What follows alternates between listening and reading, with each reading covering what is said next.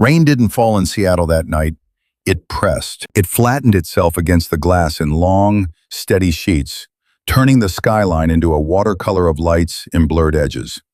The kind of storm that makes a city feel farther away than it is, like the world is happening somewhere else, and you're trapped inside a quiet, expensive room with your own heartbeat. Imani Brooks stood barefoot on the kitchen tile, still wearing the dark coat she'd borrowed because none of her own felt right for grief.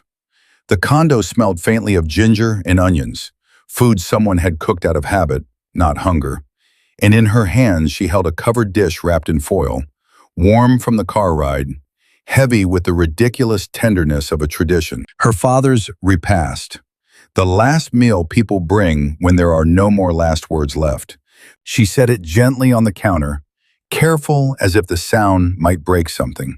Her fingers lingered on the foil, smoothing it like you smooth a sheet over a child who's already asleep. Behind her, a chair scraped.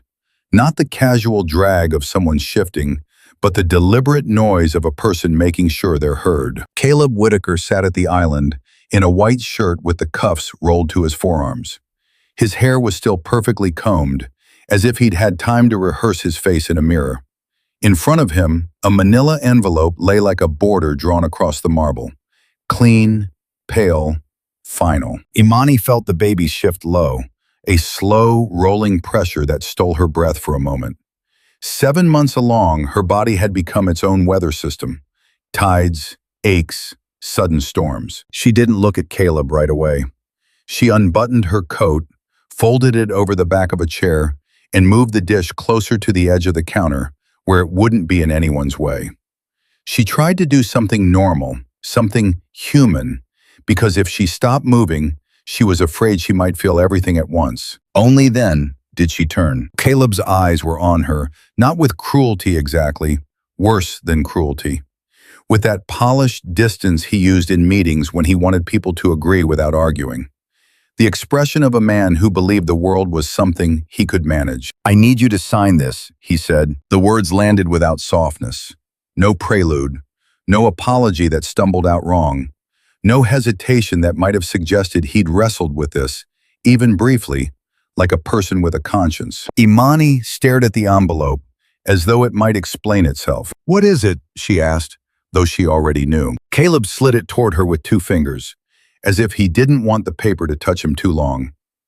Divorce papers. The room didn't change. The rain didn't stop. The city lights didn't flicker, but something inside Imani, something delicate and necessary, went still, like a bird that realizes it's in a room with no windows. Her mouth opened. No sound came out. Caleb exhaled through his nose, a restrained sigh of impatience. "I've made arrangements. My attorney will handle everything. This doesn't have to be messy." Messy. As if her father hadn't been lowered into the ground just weeks ago. As if her hands hadn't shaken holding the program at the funeral. As if she hadn't woken up 3 nights in a row with her pillow wet. Not from tears she remembered, but from tears her body seemed to spill while her mind tried to survive. Imani placed one palm on her belly without thinking. A protective reflex. A private promise. "You want this now?" she managed. Caleb's gaze flicked down to her stomach, then back up. "Yes." A single syllable. A door closing. Imani's throat tightened. "Why?" His face stayed composed, almost gentle in its indifference. "Because this isn't working, and I'm not going to keep pretending." Pretending? She looked at him for a long moment, searching, truly searching, for a crack, for proof that the man she married still lives somewhere inside this polished stranger. "What did I do?" she asked, and hated herself for how small it sounded. Caleb's eyes narrowed, not in anger, but in calculation. "Imani, don't do that." "Do what?"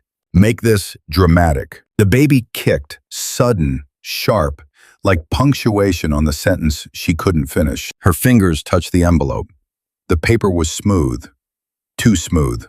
Like something made in a different world than hers. "I just came from my father's," she began. "I know," Caleb cut in, and his voice hardened with the kind of patience that isn't patience at all. "And I'm sorry about your dad, But we're not going to tie everything to that. We're adults. Adults. As if adults didn't bleed. As if adults didn't break. Imani swallowed. Her eyes burned, but she refused to let the tears fall. She wouldn't give him that easy story. The emotional wife, the unstable woman, the one who collapses so he can explain her away. She forced her voice steady. When did you decide this? Caleb didn't look away. A while ago. How long is a while? His pause was brief, but it was enough. Imani felt her stomach drop into something colder than fear. A while, he repeated, and the repetition was its own confession. She lifted her gaze, meeting his. Is there someone else? For the first time, something almost like annoyance crossed Caleb's face, as if her question was inconvenient, not devastating. He didn't deny it. Instead, he said, "Sign the papers, Imani." And the rain kept pressing against the glass, steady and relentless, as if the city itself was holding its breath to see what she would do next. If you're already feeling that tight knot in your chest, stay with this story. And if you want, tap like, tell me in the comments what you'd do if you were Imani in this moment. And follow the channel so you don't miss what happens when she stops begging for answers and starts looking for proof. Imani didn't move at first. The envelope sat between them like a third person at the island, mute, confident, uninvited.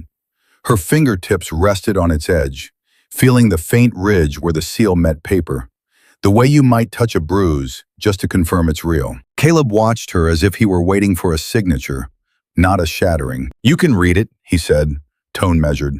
"It's standard." Standard. As if there was anything standard about asking a pregnant woman, still wearing the scent of funeral flowers, to sign away the life she thought she was building. Imani slid the papers out slowly. The first page held her name in neat print, her married name, Brooks Whitaker. The hyphen that had once felt like belonging now looked like a tether. She scanned the lines without absorbing them, her eyes catching on phrases like irreconcilable differences, separate property, temporary orders, language designed to make pain look organized. Her breathing stayed shallow, careful. She could feel the baby's weight shift in her body, a quiet insistence, as if even in the womb her child knew. Stay upright, stay alive. Imani turned the page. Her hands were steady, but inside her something trembled like glass under pressure. "So," she said, voice soft and strangely calm, "this is what you've been doing while I was—" She didn't finish. She didn't want to say mourning.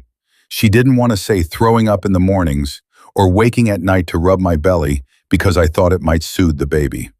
She didn't want to say choosing lullabies. Caleb leaned back in his chair.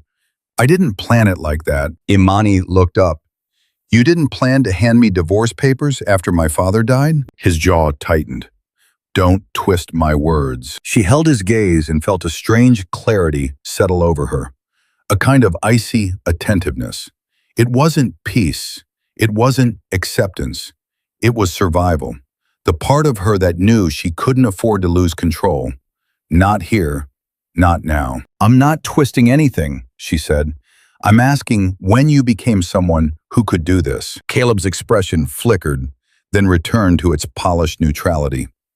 "Imani, we both know this marriage stopped making sense a long time ago." "That's not an answer." He exhaled slowly, as if she were a difficult client. "What do you want me to say?" She didn't raise her voice. She didn't throw the papers. She simply asked the question again. Different words, same blade. "Is there someone else?" The air changed. Not with thunder. Not with a dramatic crash. It changed the way a room changes when someone removes a picture from the wall and you're left staring at the pale outline where it used to be. Caleb's eyes moved away from hers for a fraction of a second. Just enough. Imani's stomach tightened. Her fingers curled against the paper until the page crinkled. He didn't deny it. He didn't even try to soften it. Instead, he said, "Yes." One syllable. Clean. Final. Imani nodded once, almost as if she had expected it. Almost as if she were watching this from somewhere above her own body. "Who?" she asked. Caleb's gaze returned to her. There was a warning in it now, a silent suggestion that this was the part of the conversation he didn't want to have. "It doesn't matter," he said. Imani's lips parted in disbelief. "It doesn't matter? What matters is that I'm ending this in a way that's efficient," he replied.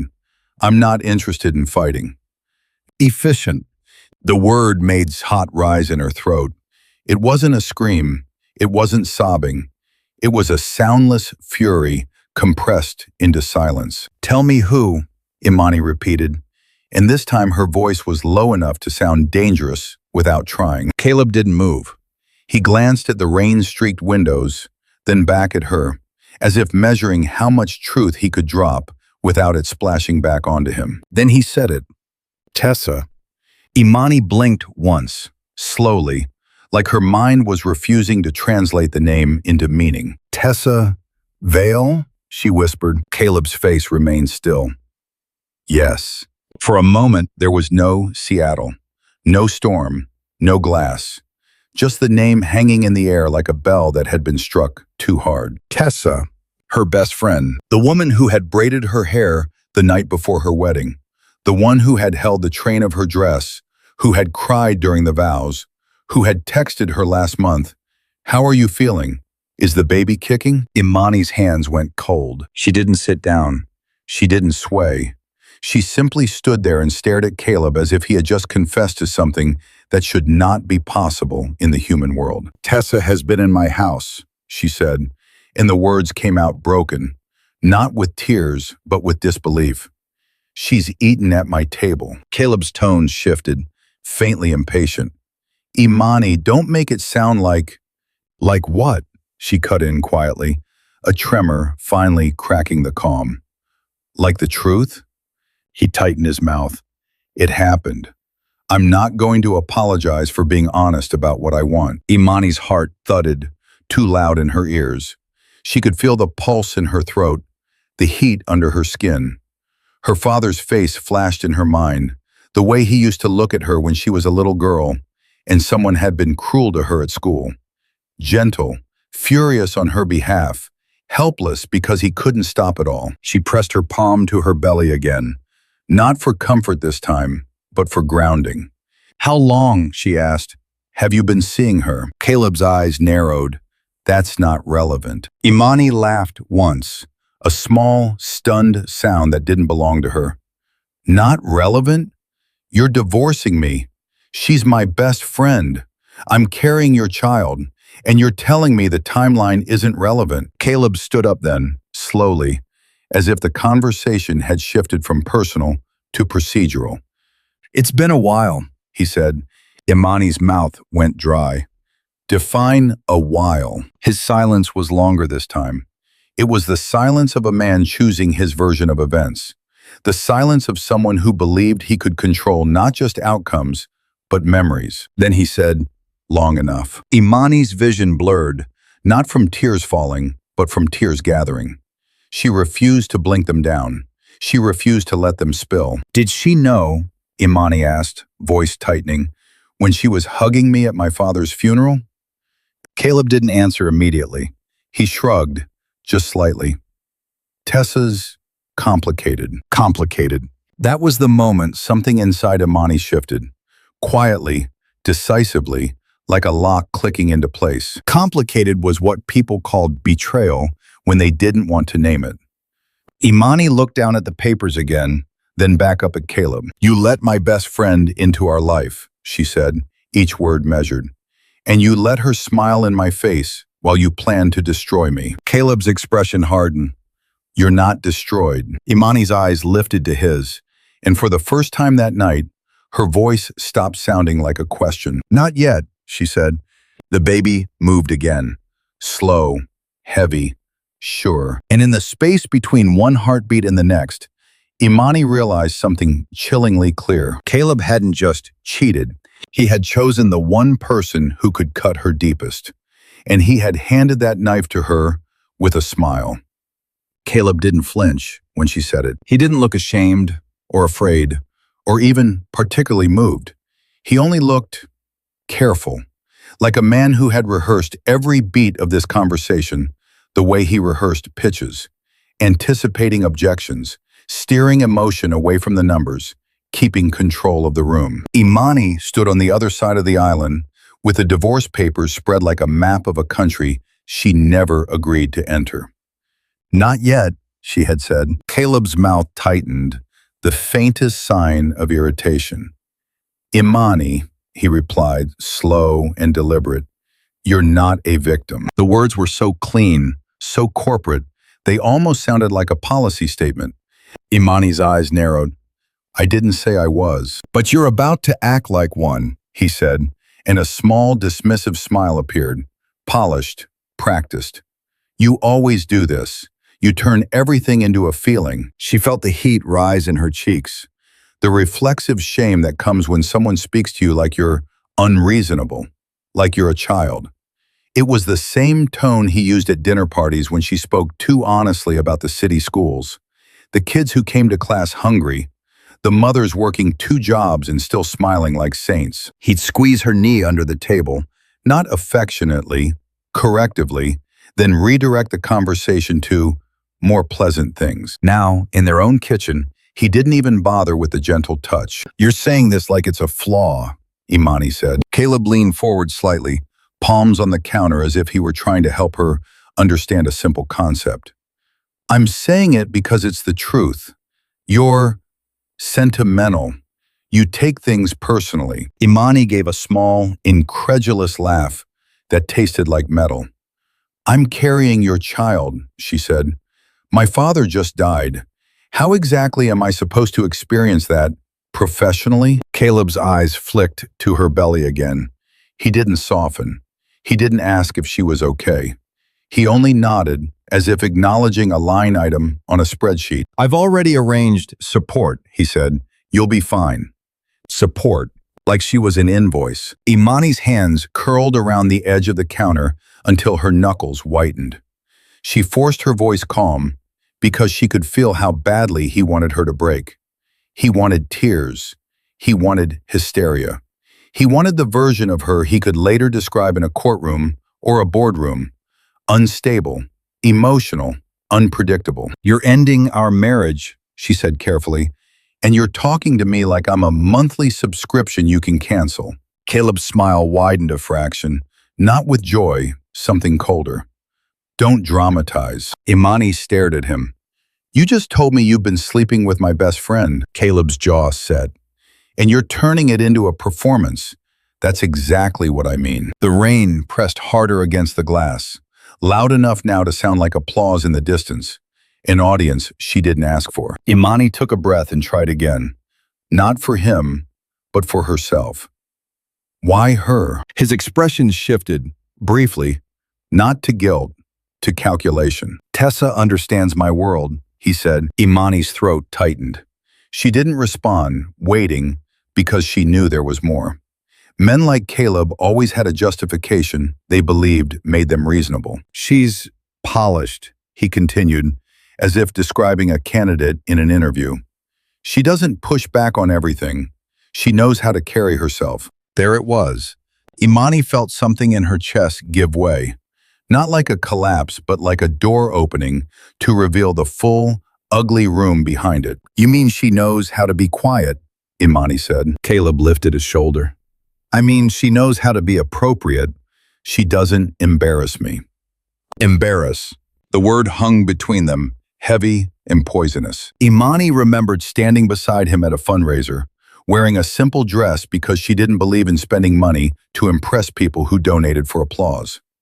She remembered the way Celeste, Caleb's mother, had looked her up and down like she was inspecting fabric, and she remembered Caleb's whisper in the car after.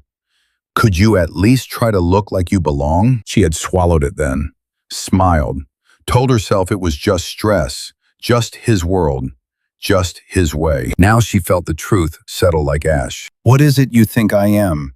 She asked quietly. Caleb didn't hesitate. You're good-hearted. You're nurturing. He said it the way people say nice when they really mean not impressive. And that's supposed to be enough, Imani murmured. Caleb spread his hands. It should be enough for you. That sentence did something to her, something sharp. For you, not for him. Not for a man who built his life on perception and advantage. Not for someone who treated love like a liability and loyalty like a naive hobby. Imani's eyes stung. She refused to blink the tears away. She let them sit there, unspilled, like a quiet accusation. "I built my life around your schedule," she said, voice steady. "I learned your friends' names. I smiled to your mother's little comments. I stopped talking about my work because you said it made people uncomfortable. I did all that while I was still myself." Caleb's gaze slid off her face, bored or uncomfortable. She couldn't tell which was worse. "That's not what happened," he said. Imani's laugh was soft this time, almost tender in its disbelief. "You don't even hear yourself." Caleb straightened, impatience sharpening him. "Listen, this isn't about feelings. It's about what makes sense." "What makes sense?" Imani repeated, tasting the phrase. "For who?" "For both of us," he insisted.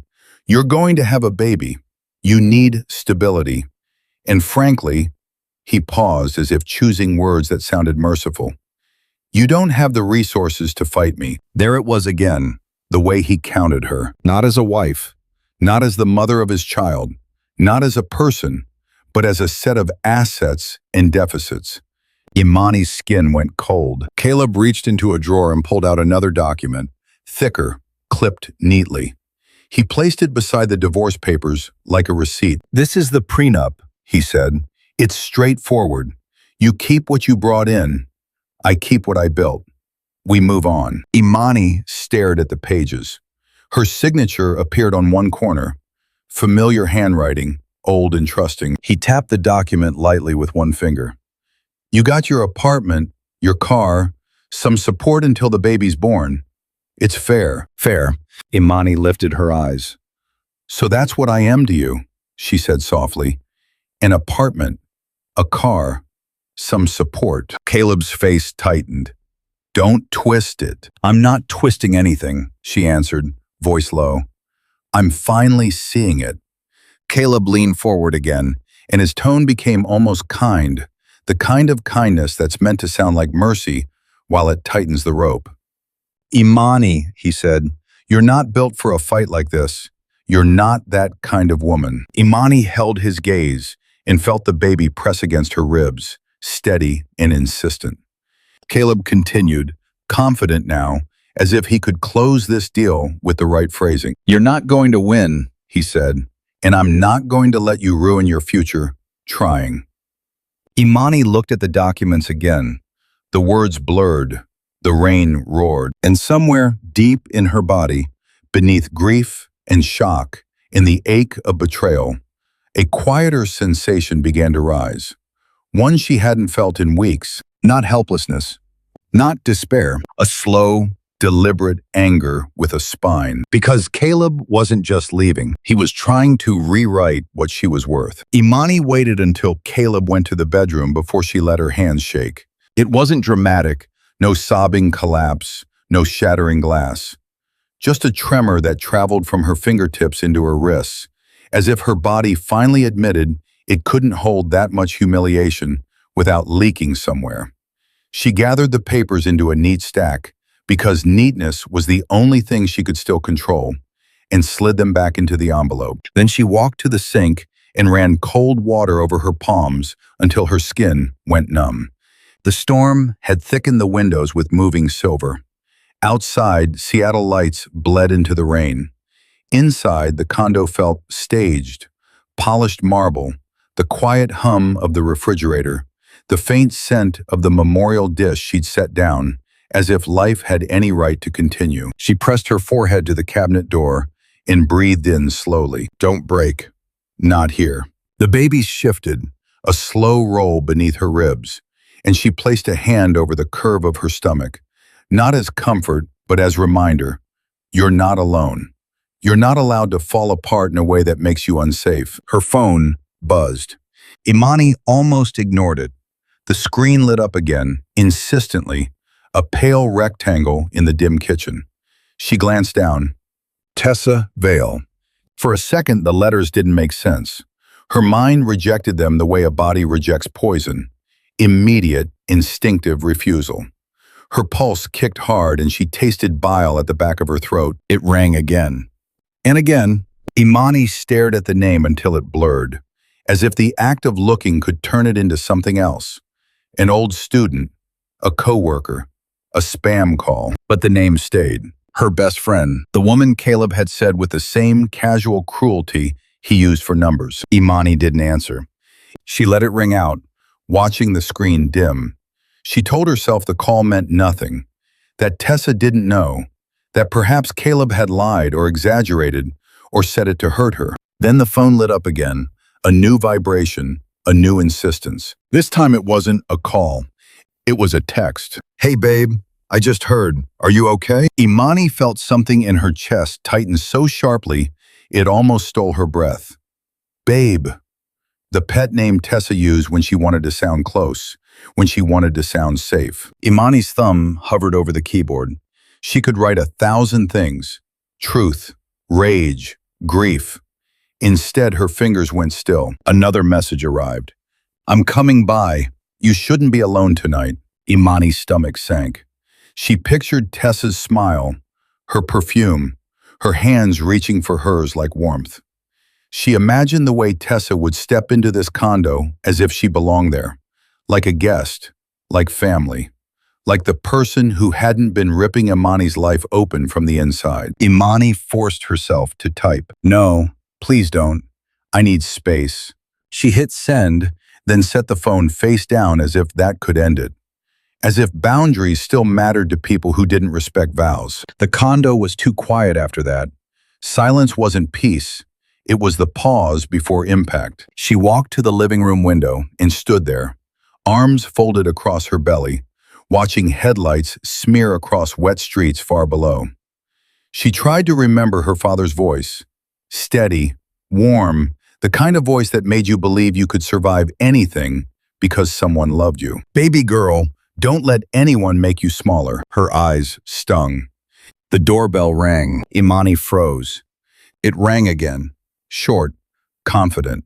The sound of someone who didn't think no applied to them. Imani didn't move. She told herself she wouldn't open the door. She told herself she didn't owe anyone access. She told herself she could stand here all night, letting the storm swallow the city, letting the doorbell go silent. Then she heard footsteps. Caleb's footsteps. He emerged from the hallway, tie loosened, phone in hand, expression faintly irritated. "Someone's here," he said, as if this was an inconvenience on the schedule. Imani's voice came out quiet. "It's Tessa." Caleb's eyes flicked to her. Something sharp, quick, unreadable passed through them. "Tessa?" Imani held his gaze for one hard second, and in that second she saw it, the tiniest fracture in his composure. He knew.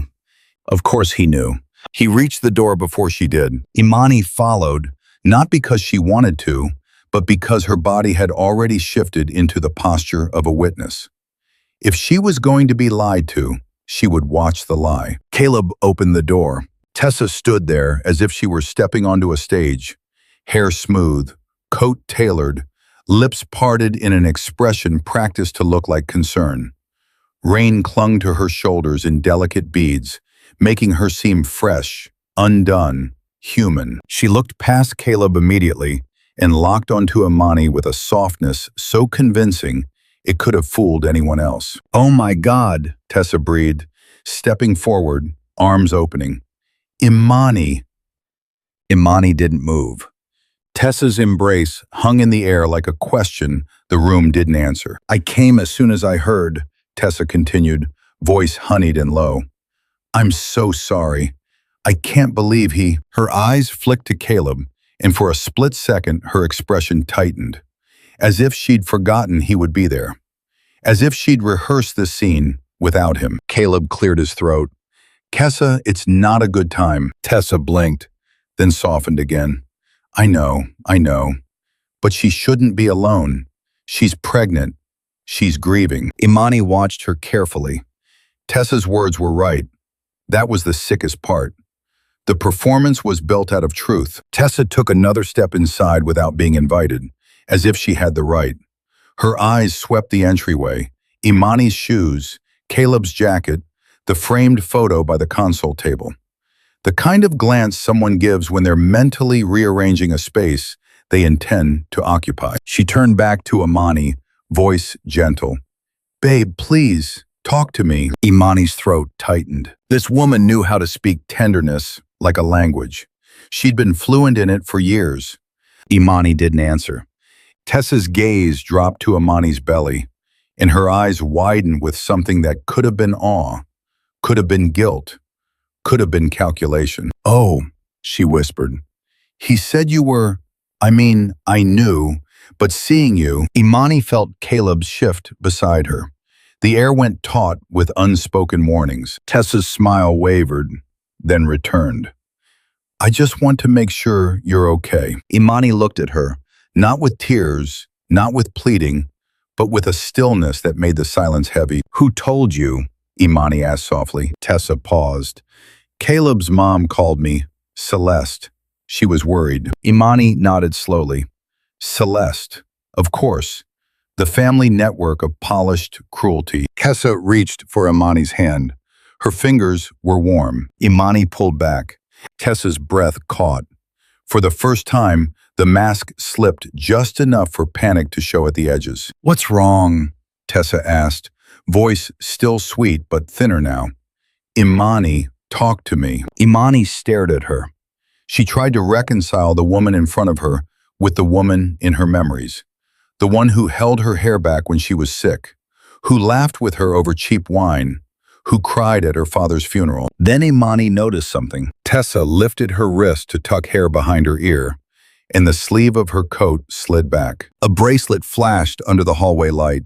Gold, delicate, unmistakable. Imani's breath stopped. Her father's bracelet, the one she'd inherited, the one that had vanished from her jewelry box the week after the funeral. Tessa followed Imani's gaze and instinctively lowered her arm. Too late. Imani's voice came out almost calm, almost quiet, like the calm before a storm changes direction. "Where did you get that?" she asked. Tessa's lips parted. Caleb went very still, and suddenly, the story wasn't just betrayal. It was theft.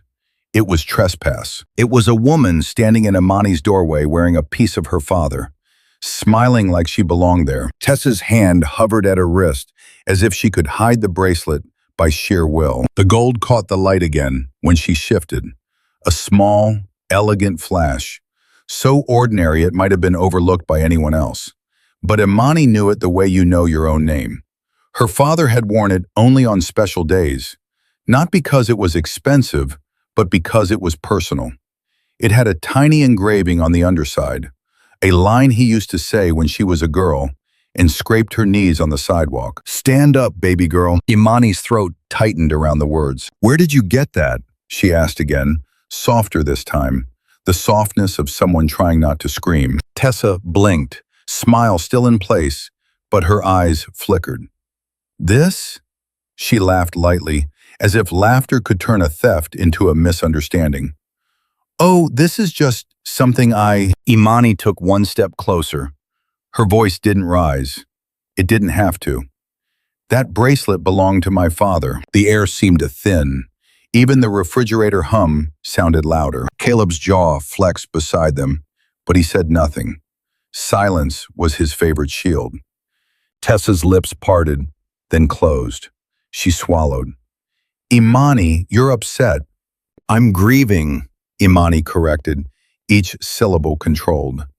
"And I'm not confused." Tessa's hand lowered slowly. "I didn't steal it." Imani stared at her. "Then tell me how it ended up on your wrist." For a heartbeat, Tessa looked like she might crumble. Then her face regained its composure. Smooth, practiced, pretty. "It was in the box of things you gave me," she said quickly. "After the funeral, you were handing out little keepsakes. You were..." She shook her head, performing sympathy. "You were not yourself." Imani felt a coldness spread through her ribs. She hadn't given Tessa anything. She hadn't had the strength to sort through her father's possessions, let alone distribute them like party favors. She'd barely been able to swallow water without feeling like she was drowning. Imani's gaze slid to Caleb. He watched her with an expression that dared her to explode. an expression that said, "If you lose control, I win." Imani turned back to Tessa. "Take it off," she said quietly. Tessa's smile tightened. "Imani, take it off," Imani repeated, and something in her tone finally broke through the performance. It wasn't rage, it was authority. It was the voice of a woman who had spent years calming classrooms of children with nothing but a look. Tessa hesitated. Caleb stepped in, his voice low. "Tessa, just give it to her." Tessa's eyes flicked to him, sharp and resentful, before she unclasped the bracelet with trembling fingers. She placed it in Imani's palm, as if she were handing over something that still belonged to her. The metal was warm from Tessa's skin. That warmth disgusted Imani in a way she couldn't explain. She closed her fist around it, feeling the edges dig into her palm. Pain anchored her. Tessa cleared her throat, forcing a softer voice again. "I just came to check on you.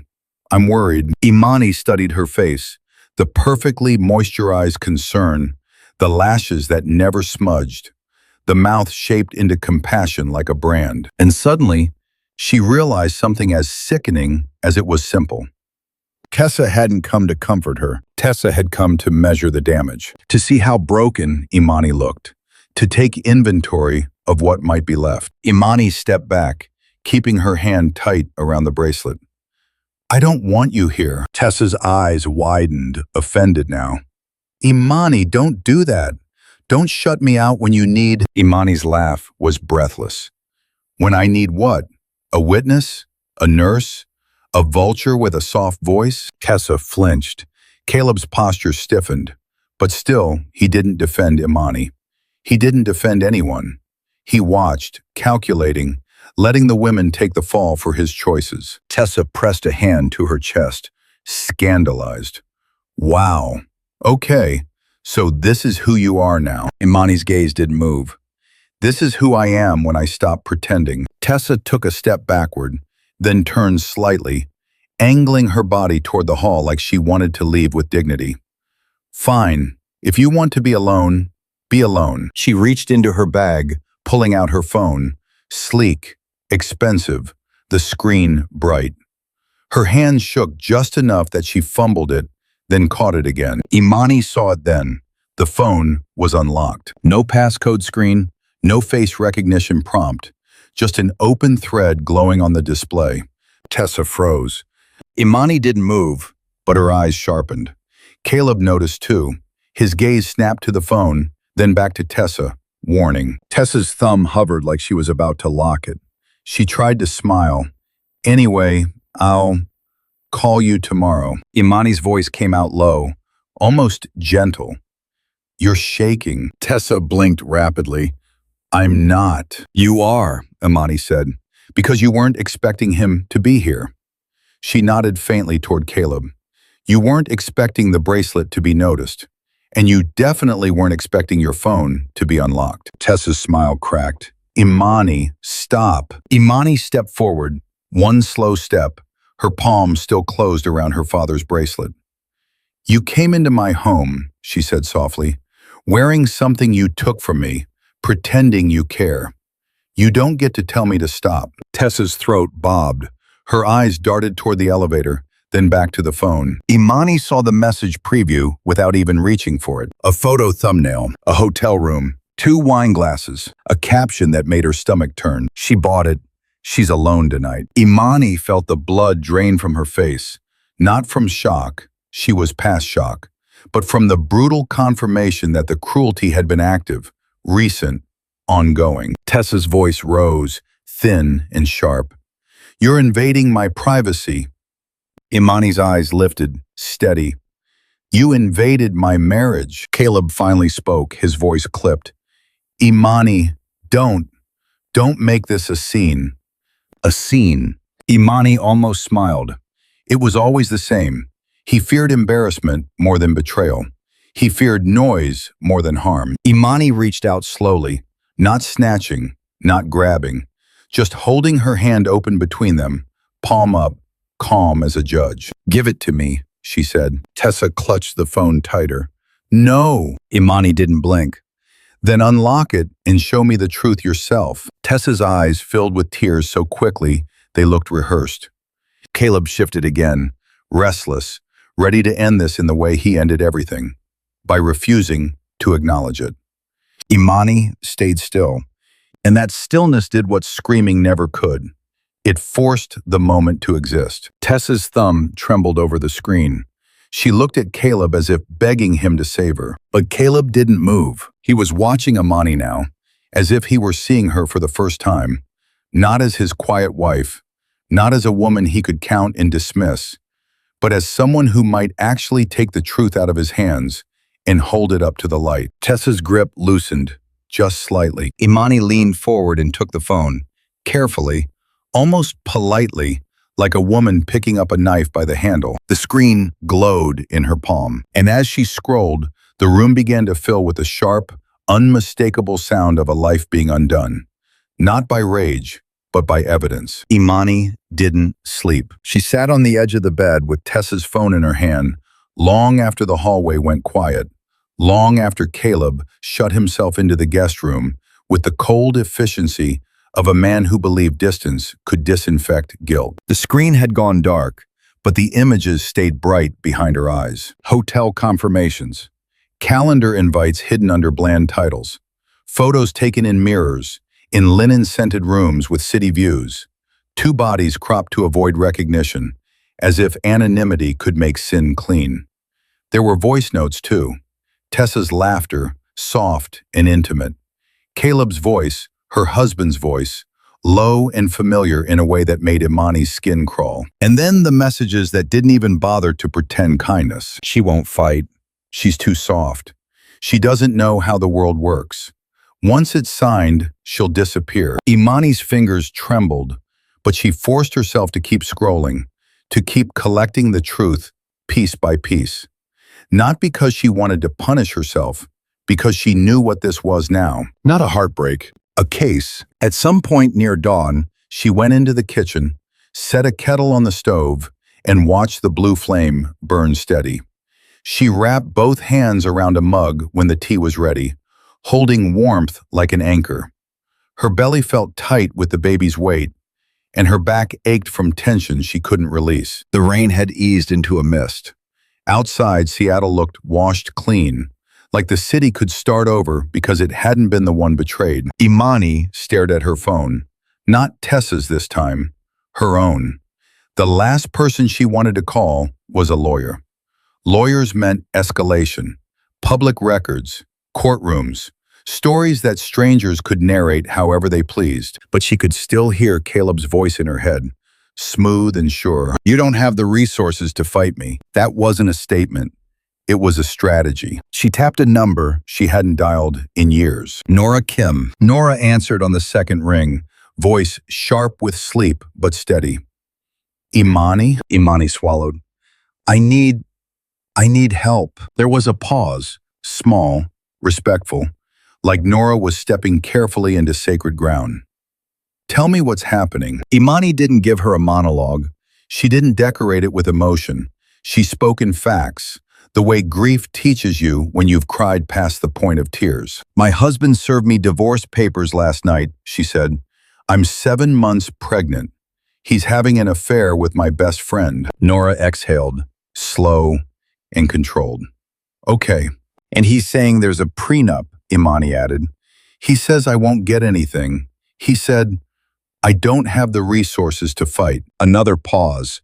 Nora's tone lowered. Do you have a copy? He put it in front of me, Imani said.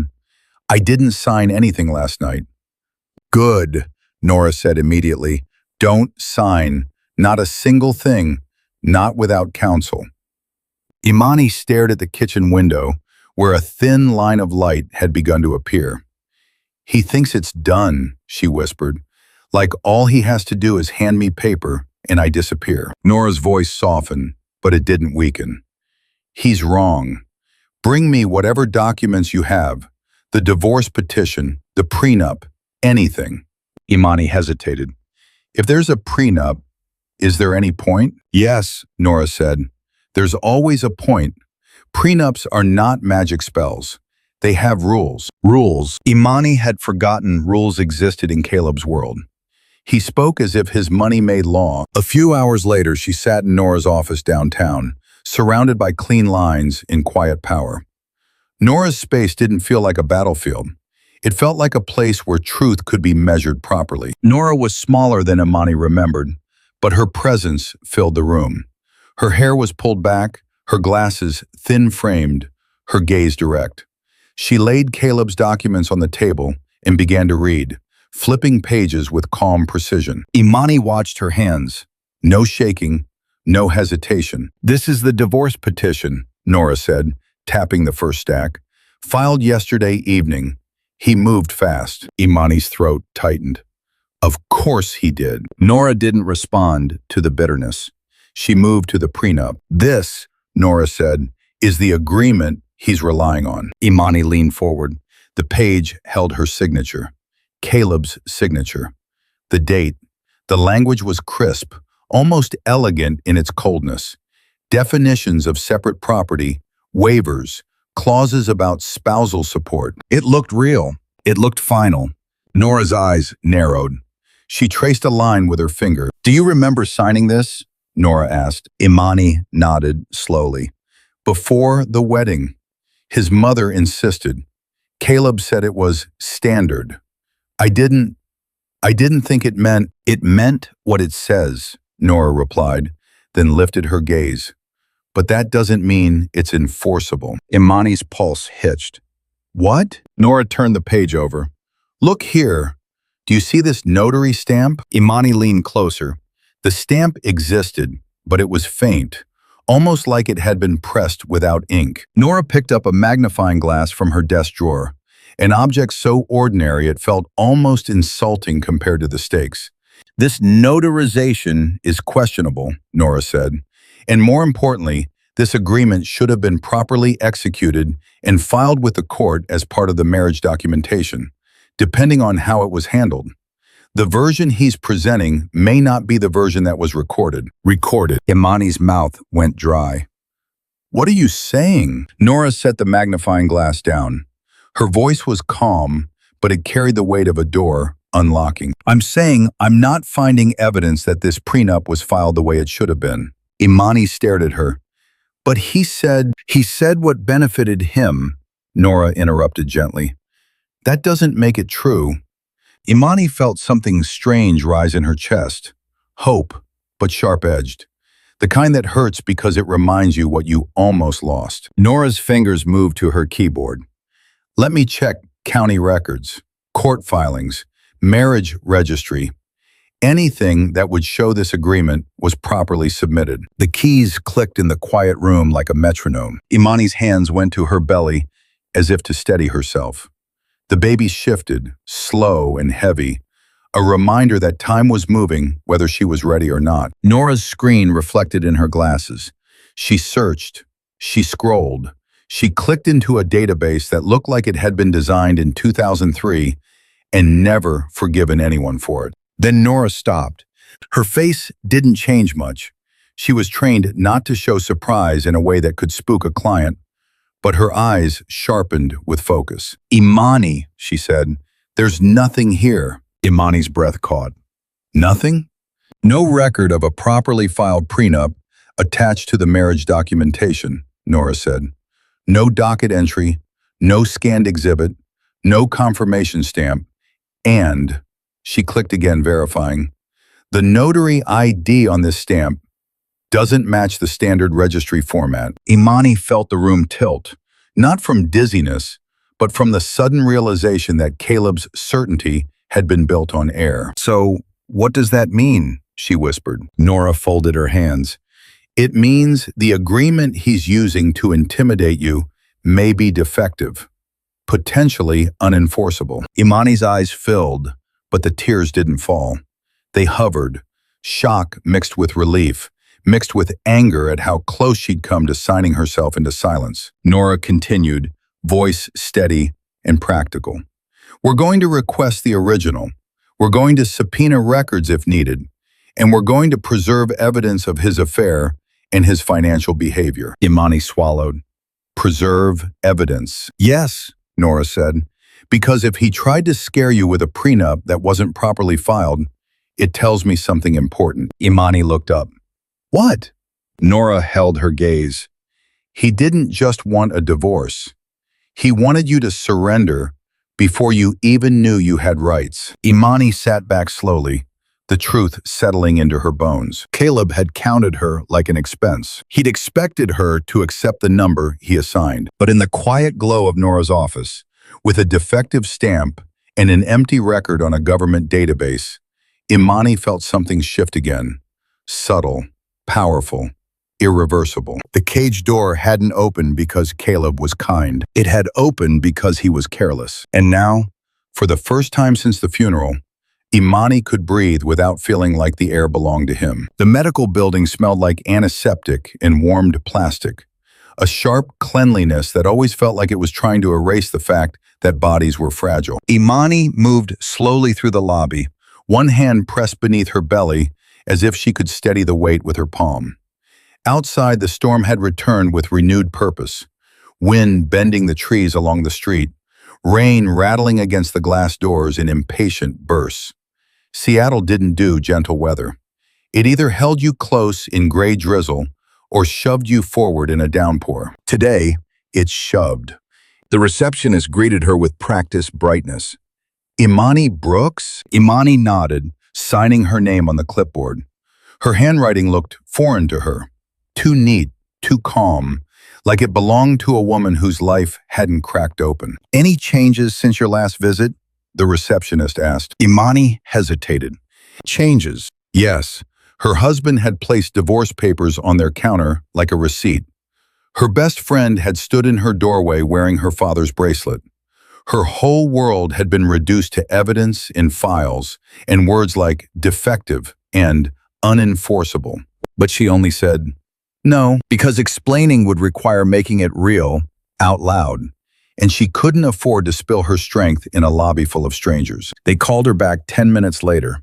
The hallway lights were soft and forgiving, a warmer yellow than the lobby, as if the building understood what women carried inside these walls. The nurse took her blood pressure, asked her questions, made small talk about the weather. Imani answered automatically, a polite mask over a mind that kept replaying Caleb's voice, Nora's voice, Tessa's voice. 3 different kinds of certainty, each one dangerous. Then they led her into the ultrasound room. It was dim, almost reverent. A muted hum filled the space, the machine waiting like something asleep. The exam bed was covered in fresh paper, crisp and crinkling under her weight. Go ahead and lie back, the technician said gently. Her name tag read Darla. She had kind eyes and hands that moved with quiet confidence, the way nurses and teachers moved, people trained to be calm in rooms where others were afraid. Imani eased herself down, breathing through the pressure on her lower back. The paper under her shifted and sighed. She stared at the ceiling tiles and tried to make her thoughts behave. Darla squeezed a clear gel onto a wand and smiled. This might be a little cold. Imani nodded. Cold didn't scare her. She had lived through colder than gel on skin. The gel hit her belly and she flinched anyway, more from instinct than sensation. Darla apologized softly and began moving the wand in slow arcs, watching the monitor with a focus that made the room feel hushed. Imani turned her head toward the screen, but didn't fully look. Not yet. She didn't trust herself with this tenderness, not when everything else had become sharp. There we go, Darla murmured. Oh, sweetheart, look at that. Imani's throat tightened. She forced herself to turn her eyes to the monitor. At first, it was just shapes, gray and white, moving shadows, the strange geography of life forming itself in secret. Then Darla pointed, and the image shifted into clarity the way a blurry photograph becomes a face. A tiny profile, a rounded skull, a fluttering rhythm in the center, fast, insistent, sure. There's the heartbeat, Darla said, warm pride in her voice. Strong. Imani's breath caught. The sound came through the speakers, rapid and bright like rain on a tin roof. It didn't feel like a medical reading. It felt like a declaration. Alive, here, staying, Imani swallowed hard, and without meaning to, tears slid out from the corners of her eyes. Not sobs, just a quiet spill, the body releasing what the mind refused to hold. Darla glanced at her, gentle. "Are you okay?" Imani nodded, but her voice shook when she tried to answer. I didn't think I'd feel this much." Darla softened. "You're supposed to." The monitor flickered as Darla adjusted the angle. A small arm moved, then a hand, tiny fingers opening and closing like a slow wave. Imani pressed her lips together, trying to contain the ache spreading through her chest. She thought of her father, how he would have stood in this dim room with hands in his pockets to keep from touching everything, tears in his eyes he'd pretend were allergies. She imagined him leaning into the screen, whispering to the baby as if it could hear. "Stand up, baby girl." The bracelet in her purse felt heavy, even though it wasn't touching her. The last piece of him, the last message. Imani's voice came out as a whisper. "I'm going to keep you safe." The words weren't dramatic. They weren't a vow made for an audience. They were private, said into the dimness, meant for the small life inside her and the woman she was becoming. Darla smiled, continuing to take measurements. "Baby's doing great. Growth looks right on track." Imani blinked, wiping her face quickly. What about stress?" she asked before she could stop herself. "Can stress?" Darla's eyes met hers. "Stress happens," she said, steady and kind. "But you're here. You're taking care of yourself. That matters more than you think." Imani stared at the screen again. The baby shifted, a roll of the spine, a soft bend of knees. Something so ordinary, so miraculous, it almost hurt. She thought of Caleb, standing in their kitchen, counting her life like expenses. She thought of Tessa, sugar-sweet voice hiding hunger. She thought of Nora, a woman who looked at a defective stamp and said, "He doesn't get to scare you out of your rights." And she realized that she had been living as if other people were allowed to decide what she deserved. This child didn't care about Caleb's world. The baby didn't care about boardrooms or reputations. The baby cared about warmth, blood, breath, about the simple fact that someone must protect the soft parts. Imani's hand slid to the side of her belly, feeling the roundness under her palm, the pull of skin stretched by life. She imagined her child growing up, one day asking, "Mom, why didn't you fight?" And she knew the answer had to be something her child could live with. Darla printed a few photos and placed them in a thin folder. "Here," she said softly. "For you." Imani took them with trembling fingers. On the glossy paper, her baby looked like a small secret made visible. Bone, in light, in possibility. She stared at the image until the edges blurred. Outside, the storm hit the windows again, loud and relentless. Inside, in the dim room with the steady heartbeat pulsing like a drum, Imani felt something settle in her that grief could not take and betrayal could not stain. A center, a reason, a spine. When she stood up, she moved slower than before, but she stood taller. Darla handed her a tissue, and Imani smiled. Small, exhausted, real. "Thank you," she whispered. Darla squeezed her arm gently. "You've got this." Imani walked back into the hallway, the ultrasound photos pressed against her chest like a shield. The rain was still falling, the world still sharp and unfair. But now she carried proof, silent, undeniable, that something inside her was still growing. And she would not let anyone, Caleb, Tessa, the entire polished cruelty of their world, teach her child that love meant surrender. Not in this storm, not ever. Imani drove to Rainier Valley the way you drive when your mind is trying not to break. Hands steady on the wheel, eyes focused on lane lines, breath measured in small, careful sips. Seattle looked different after the ultrasound. Not brighter, not kinder, but sharper. Edges clearer, colors a little more honest. The rain had thinned to mist, softening the sidewalks and making the neighborhood smell like wet cedar and cold earth. She passed familiar streets, corner stores with glowing windows, murals painted over brick as if color could insist on hope. Aunt Renee's house sat on a quiet block where the maples leaned inward like they were listening. It wasn't large, it wasn't polished, but it felt lived in a way Imani's high-rise condo never had. The porch steps creaked, wind chimes clinked softly under the eaves, and when Renee opened the door, the warmth that poured out smelled like ginger tea, old books, and something steady, a life built without needing to impress anyone. Renee Brooks was in her late 60s, tall, strong-shouldered, her hair silver at the temples and braided back from her face. Her eyes were the same deep brown as Imani's, the kind that held stories and didn't waste words. She didn't ask for explanations at the threshold. She took one look at Imani's face and stepped aside. "Come in," she said simply. Imani crossed the doorway and felt her body loosen a fraction, as if it recognized this place as safe before her mind could argue. Renee closed the door behind her and turned, studying her niece with the quiet scrutiny of someone who had negotiated with men in suits and never once mistaken volume for power. "You look thin," Renee said. Imani tried to smile. It came out uneven. "I'm tired." Renee nodded once, as if tired covered more than exhaustion. She led Imani into the living room where a worn sofa sat beneath framed photographs. Family gatherings, graduations, children held in strong arms. On the mantel was a picture of Imani's father, younger than she remembered, laughing with a grin so wide it made her chest ache. Imani's eyes stung. She swallowed. Renee poured tea without asking and placed a plate of sliced oranges on the coffee table.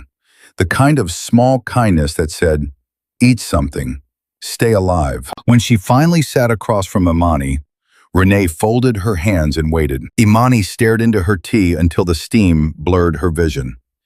"Caleb wants a divorce," she said. Renee's face didn't change.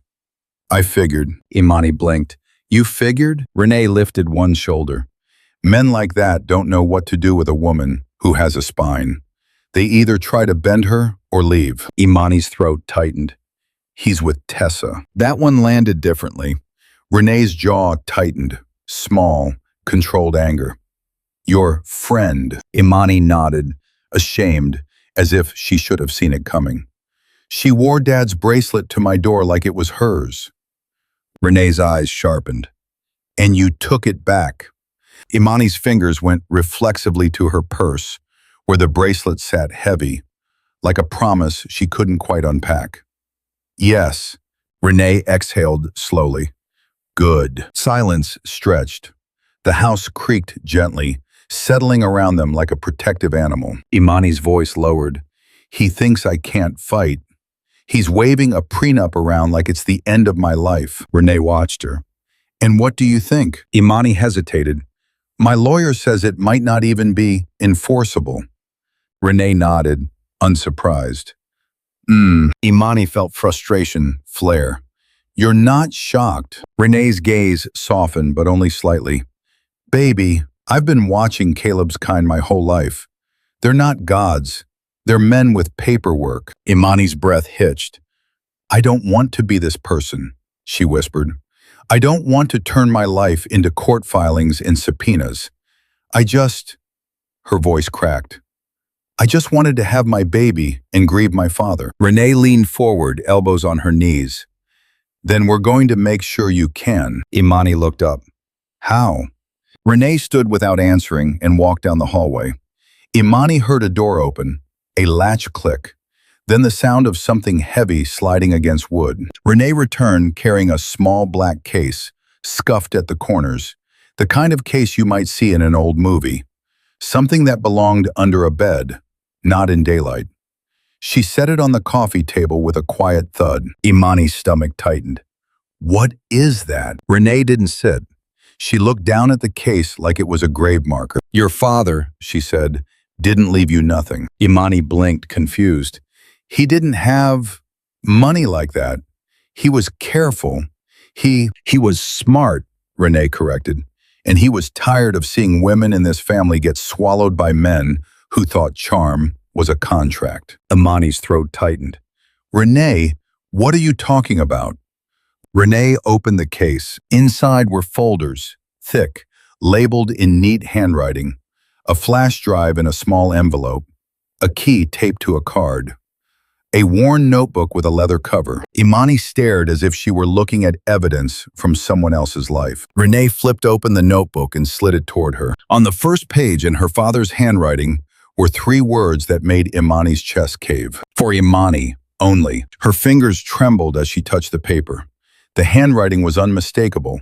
His steady script, the loops on the Y's, the way he crossed his T's like he meant it. Imani swallowed hard. He wrote this? Renee nodded. He asked me to hold it. He said if you ever came to me with that look in your eyes, it would be time. Imani's voice went thin. What time? The time you stopped believing you had to be saved by someone else, Renee said, and started believing you could protect yourself. Imani's eyes filled.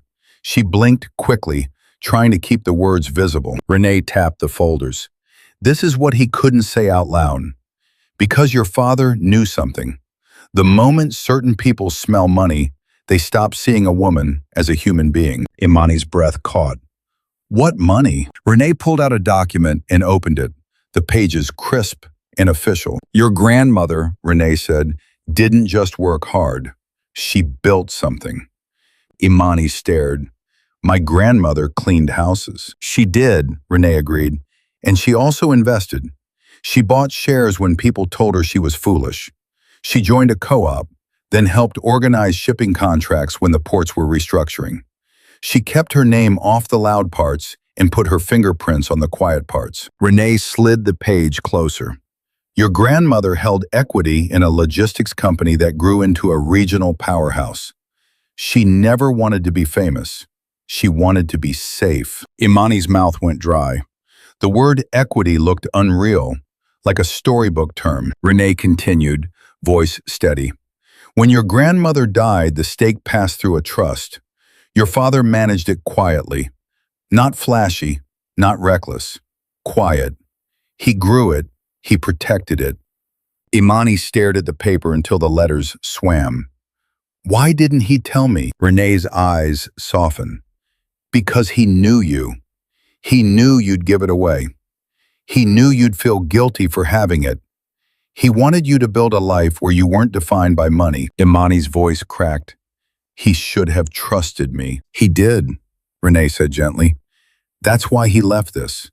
He didn't want you walking into this marriage thinking wealth would save you.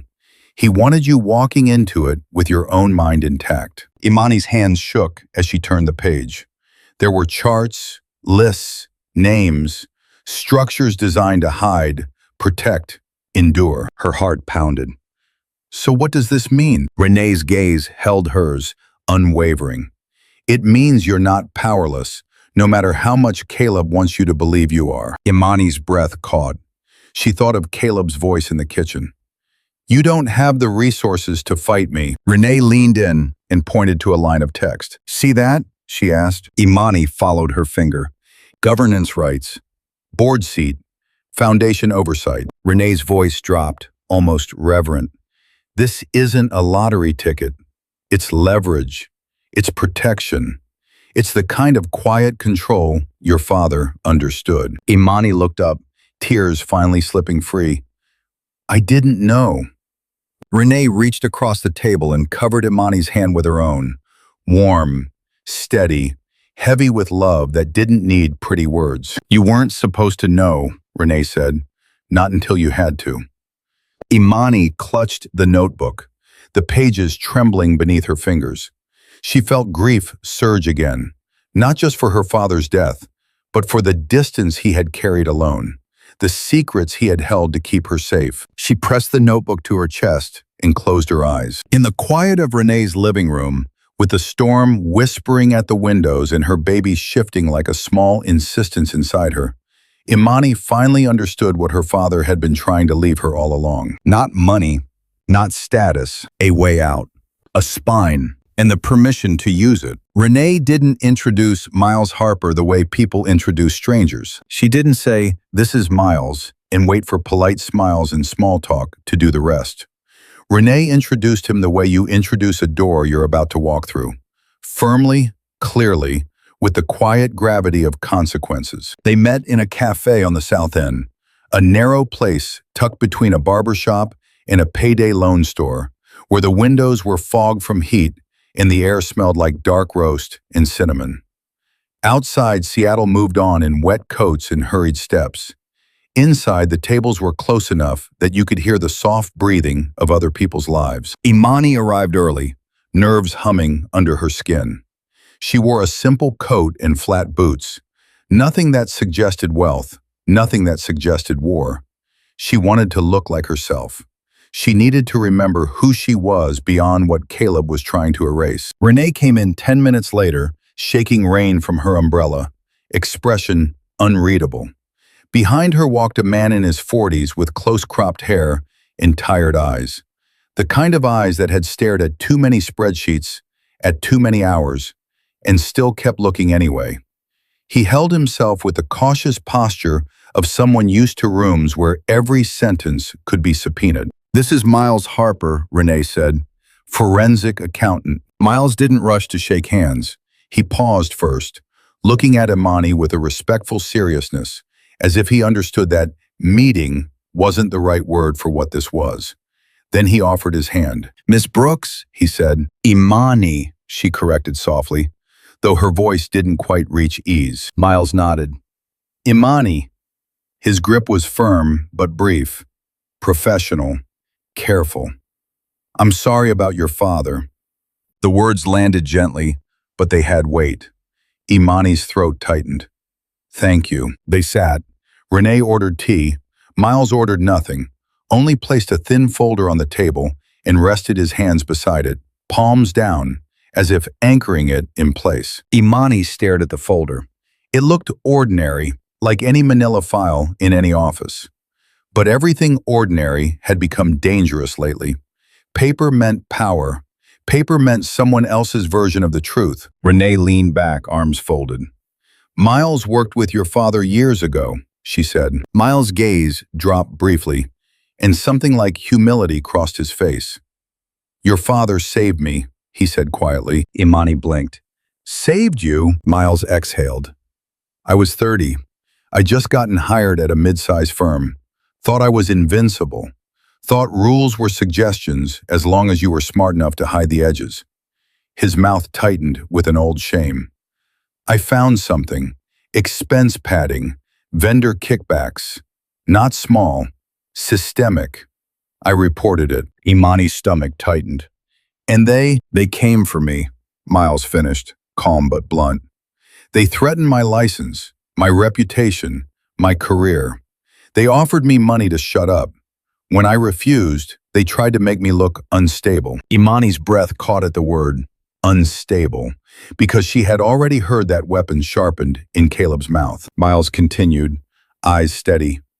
"Your father wasn't even supposed to be involved.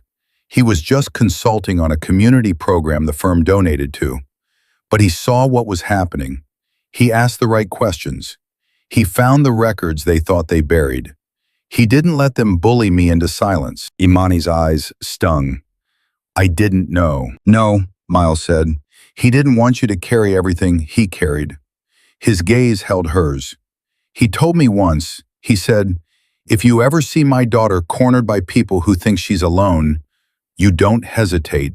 You stand up." The cafe noise blurred for a moment. Imani gripped her cup, feeling heat seep into her palms, trying not to let her emotions rise high enough to drown her. Renee spoke, practical. "Imani's husband is moving dirty money." Miles nodded once. "That's what I'm here to find out." Imani drew a breath. "I don't want," she began, then stopped, searching for language that didn't sound like fear. "I don't want to destroy him. I just want to protect my baby. I want the truth to matter." Miles' eyes softened slightly. "The truth always matters," he said, "but it needs paperwork behind it." He slid the folder toward her, not pushing, just offering. "I can't tell you what Caleb Whitaker did yet," Miles continued, "not until I verify. But I can tell you what men in his position usually do when they think they're untouchable." Renee's expression didn't change. "Tell her." Miles opened the folder and drew out a single page, a checklist, clean and clinical. His handwriting was precise. Step 1, he said, tapping the top line. They turned personal spending into business development. Flights, hotels, jewelry, rent, meals. Everything becomes a client meeting if you put the right words on it. Imani's stomach turned as she remembered the photos on Tessa's phone. Linen bed sheets, city views, 2 glasses of wine, not love. Expense code. Step 2, Miles continued. They route funds through shell entities, consulting firms that don't consult, vendors that don't exist. It looks legitimate until you trace patterns. He tapped again. Step 3, they move liquidity to places you can't reach quickly. Offshore accounts, trust structures, crypto wallets sometimes. Not because it's smart, because it buys time. Imani swallowed. And step 4, Miles' eyes lifted. They convince the woman they're hurting that none of it matters because she can't prove it. Imani felt a coldness crawl up her spine. Miles leaned back slightly. The good news is, men like that make one mistake over and over. What? Imani asked. They get sloppy, Miles said, because they're arrogant. They assume you won't look. They assume you don't know where to start. Imani's hand moved instinctively to her belly. The baby shifted, a slow press against her palm, as if agreeing. Miles's voice remained calm, but there was steel under it now. If you want me to do this, I'll need access. To what? Imani asked. Anything that touches his financial life, Miles replied. Bank statements if you have them, tax returns, fund reports, emails, expense receipts, calendar invites, corporate card logs, and, his gaze sharpened, any digital evidence that shows personal spending tied to his affair. Imani's throat tightened. She thought of Tessa's unlocked phone, the messages, the pictures, evidence that had made her skin crawl, but had also made her mind clear. I have some, Imani said. Miles nodded. Good, we preserve it properly. Chain of custody matters. Screenshots aren't enough if opposing counsel challenges them. We pull records, verify metadata, make it courtroom proof. Courtroom proof. Imani heard the phrase and felt both fear and relief. Fear because it meant this was real war now. Relief because it meant there were rules and people who knew how to use them. Renee reached over and placed her hand on Imani's forearm. Miles is careful, she said. He's the kind of careful your father trusted. Miles looked at Imani again. I'm not here to take over your life, he said quietly. I'm here to give you clarity, so you can choose your next step without being lied to. Imani stared at him, at the folder, at the neat list of tactics that suddenly made Caleb's arrogance feel less like destiny and more like a pattern. One other people had survived before her. I don't want to become someone I don't recognize, she admitted, voice low. I don't want to lose myself in this. Miles' expression softened. Then don't, he said. Let the work be technical. Let the truth be clean. And let your heart stay where it belongs, with your child. Imani exhaled slowly, the kind of breath that felt like stepping onto solid ground after water. Outside, rain slid down the window in quiet lines. People walked past with their umbrellas up, unaware that at a small table in a crowded cafe, a woman's life was turning into an audit. Renee lifted her cup and sipped her tea like she'd been waiting for this moment for years. Miles opened his laptop at last, the screen casting a pale glow across the table. All right, he said. Start from the beginning. Tell me where Caleb keeps his accounts, and don't leave out anything that felt too small to matter. Imani's hand closed around the ultrasound photos in her coat pocket without thinking. Paper against paper, life against law. Then she looked up, met Miles' steady eyes, and began to speak. Not in tears, not in rage, in facts. The gala was the kind of event that pretended to be about generosity while it fed on spectacle. A waterfront ballroom in downtown Seattle, all glass walls and reflected light, where the city's dark water shimmered beyond the windows like a second sky. Waiters moved in silent lines, balancing trays of champagne as if it were sacred. The air smelled like citrus, expensive perfume, and money warmed by attention. Imani arrived 10 minutes late on purpose. Not enough to draw suspicion, just enough to make an entrance feel accidental, as if she had hesitated before deciding she deserved to be seen. She wore a black dress without sparkle, without the language of desperation. It fit her body simply and honored it, the way quiet confidence always did. Her hair was smoothed back, earrings small. Her makeup was minimal, the kind that didn't perform youth or softness, only presence. She didn't come to compete with Tessa. She came to remind the room that she existed. Nora had warned her earlier that afternoon, voice crisp over the phone. If you do this, you do it clean. No yelling, no grabbing, no accusations. You let them expose themselves. Miles had said less, but his eyes had held the same caution. People like Caleb are terrified of anything they can't control. Don't give him a scene he can frame. Give him facts he can't outrun. So Imani did what her life had trained her to do for years. She chose her timing, chose her tone, and walked into a space that was built for men like Caleb to feel holy. At the registration table, she gave her name. The volunteer looked up, startled. Mrs. Whitaker. Imani's smile was calm. Imani Brooks. The volunteer blinked, confused by the lack of hyphen. Then she found the name on the list and handed over a bracelet, thin plastic, gold-colored, a ticket disguised as inclusion. Imani thanked her and stepped into the ballroom. Conversations swelled and softened around her, laughter like wind chimes, the shallow, friendly cadence of people who only risked honesty in private. She moved through it like someone walking through mist, letting it part around her. Then she saw him. Caleb Whitaker stood near the stage, surrounded by men in navy suits and women in gowns that clung like promises. He held a flute of champagne and wore a smile that made him look generous, even kind, because that was what he sold. Integrity, leadership, the polished illusion of control. Beside him, Tessa stood like an accessory, hair glossy, dress pale gold, posture perfect. She laughed at something a donor said and touched Caleb's arm with the subtle possessiveness of someone practicing ownership. Imani felt her stomach tighten, not with jealousy, but with the old ache of insult, and under it, something steadier, resolve. She didn't march straight toward them. She didn't make her entry a collision. She drifted, slowly, greeting faces she recognized from past events. People who had once called her sweet, quiet, Caleb's wife. She nodded politely. She listened without offering too much. She let the room see her calm. The first shift happened without anyone naming it. A woman near the bar stopped mid-sentence and stared.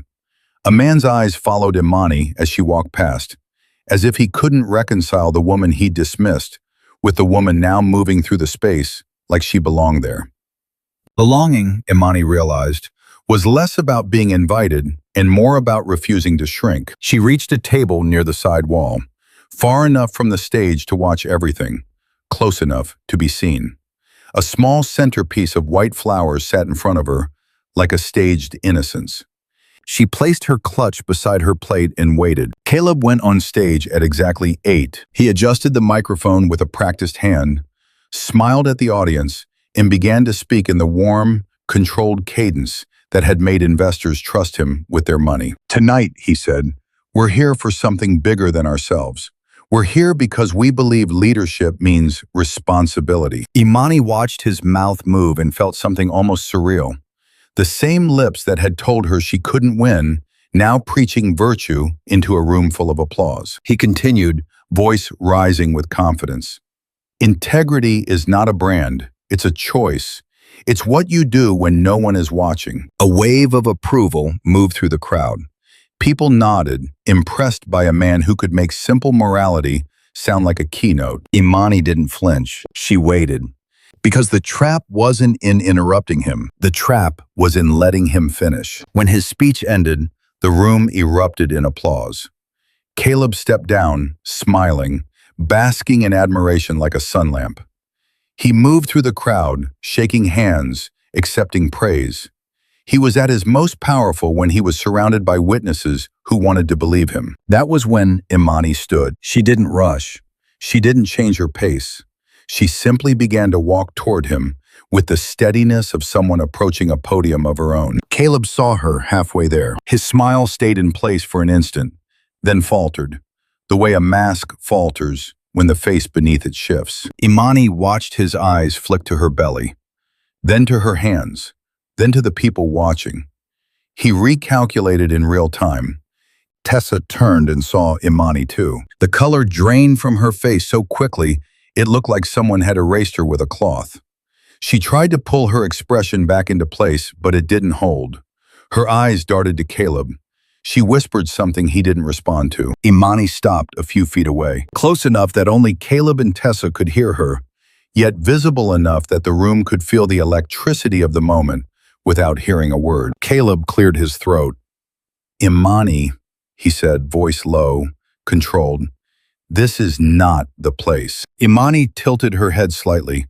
Her tone was soft, almost courteous. "I agree," she said. "It's not the place for a scene." Caleb's shoulders loosened a fraction, relieved by the hint of compliance. Then Imani reached into her clutch and pulled out a sealed folder. Not thick, not dramatic, just one clean packet, closed and calm. The kind of object that made lawyers blink and men like Caleb turn cold inside. She held it between them. Caleb's eyes locked onto it. "What is that?" Imani's gaze didn't leave his face. "It's information," she said quietly. "The kind that doesn't care how charming you are." Caleb's jaw tightened. "You're making a mistake." Imani's mouth curved, almost a smile, but not gentle. "No," she corrected softly. "I'm correcting one." Tessa's breath came fast. "Imani, please." Imani didn't look at her. She kept her focus on Caleb, because this had always been his game. Let the women absorb the blame while he stayed clean. She lowered her voice another notch. "I know about the condo," she said. "I know the flights weren't due diligence. I know what categories you used, and I know who signed the reimbursements." Caleb went still. It wasn't fear in his eyes. Not yet. It was disbelief. The kind men feel when the world refuses to obey their assumptions. He leaned in slightly, voice tight.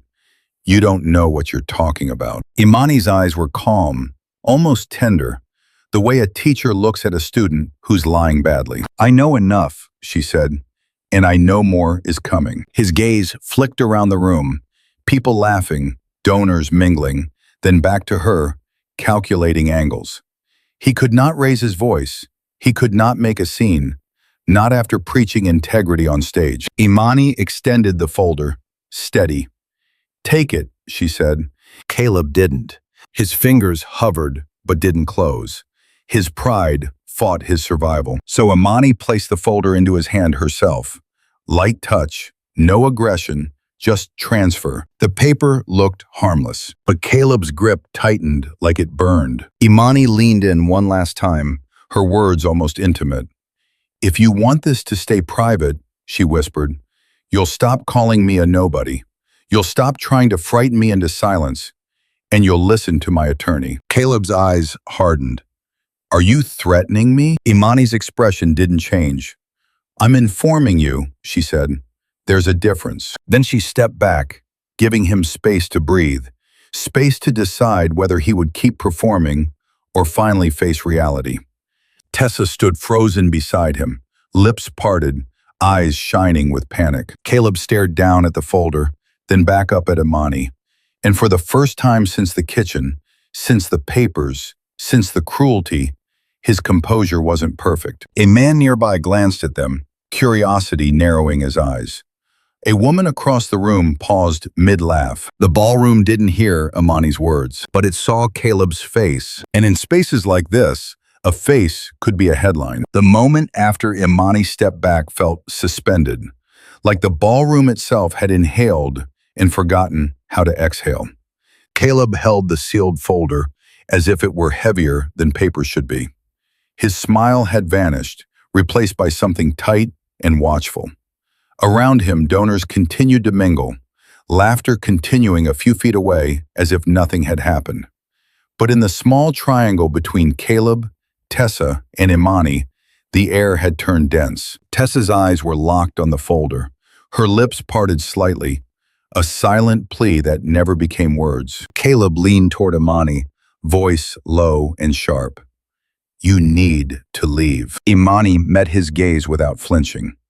I will, she said, calm as polished glass. After I'm done. His jaw flexed. Done with what? Imani's eyes flicked, briefly, to Tessa.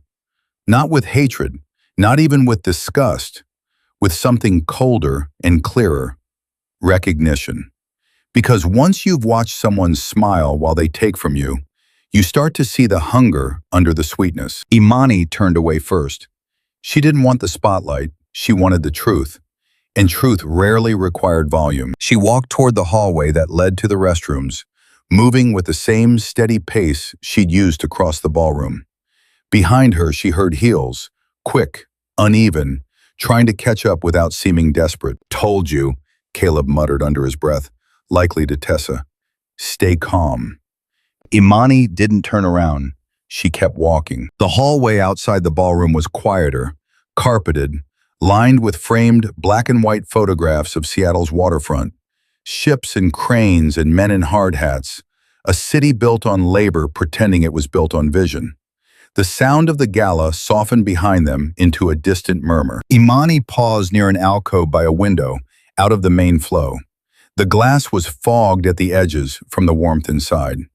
Beyond it, the water moved dark and restless. She felt Tessa's presence before she heard her voice, like a shadow reaching too close. Imani, Tessa said, breathless and thin. Please. Imani turned slowly. Up close, Tessa looked different without the ballroom lighting smoothing her edges. Her makeup was flawless, but her eyes had a frantic shine. The gold dress that made her look like a prize in the room now made her look like bait. Please what? Imani asked quietly. Tessa swallowed. Please don't do this. Imani tilted her head. Do what? Tessa's hands trembled and she hid them by folding them together. You know what? She whispered. You don't understand how complicated this is. Imani's mouth curved faintly. You said that earlier. Complicated is a word people use when they don't want to say wrong. Tessa flinched as if struck. Behind Tessa, Caleb appeared at the end of the hallway, posture tense. He didn't come closer. He stayed far enough to look like he was giving space, close enough to listen. Always managing optics, even in private. Tessa's voice rose, shaky. I didn't want to hurt you. Imani studied her face, searching for something human beneath the performance. Then why did you? She asked. Tessa opened her mouth, closed it again. Her eyes flicked toward Caleb instinctively, like a compass needle pointing to its magnet. Imani followed the glance, then looked back at Tessa. You're not going to say it in front of him, are you? Tessa's lips pressed together. Tears gathered quickly, too quickly, like her body knew how to use them as currency. Imani's voice stayed level. Tell me the truth. Not the version that makes you sound like a victim. The actual truth. Tessa's shoulders lifted with a breath. For a moment, she seemed on the edge of either confession or collapse. Then something hardened in her eyes. You had everything, Tessa hissed suddenly, the sweetness draining from her voice. You had a husband who took you places. You had a home. You had security. You had a father who loved you like you were precious. Imani felt the words land like stones. So you took what wasn't yours, she said. Tessa's jaw trembled. You don't get it. Then explain it, Imani replied.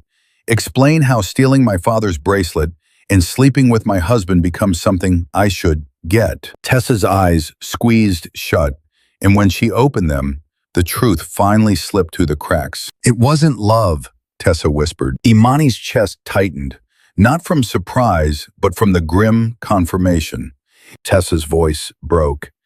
It was debt. The word hung between them, ugly and real. Imani stared at her. Debt? Tessa nodded, tears spilling now in messy lines that no longer looked rehearsed. My mother's medical bills, my brother's loans. We were drowning, Imani. Drowning. And nobody cares when you're drowning, unless you can make yourself valuable. Imani's breath came slow. She felt something shift in her, not into pity, but into a sharper clarity. Desperation explained behavior. It did not excuse it. So you decided to become valuable by taking my life, Imani said. Tessa flinched.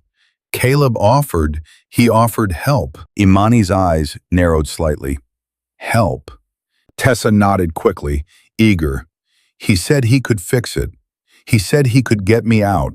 He said you didn't understand his world, that you were always in your feelings. Imani's mouth tightened.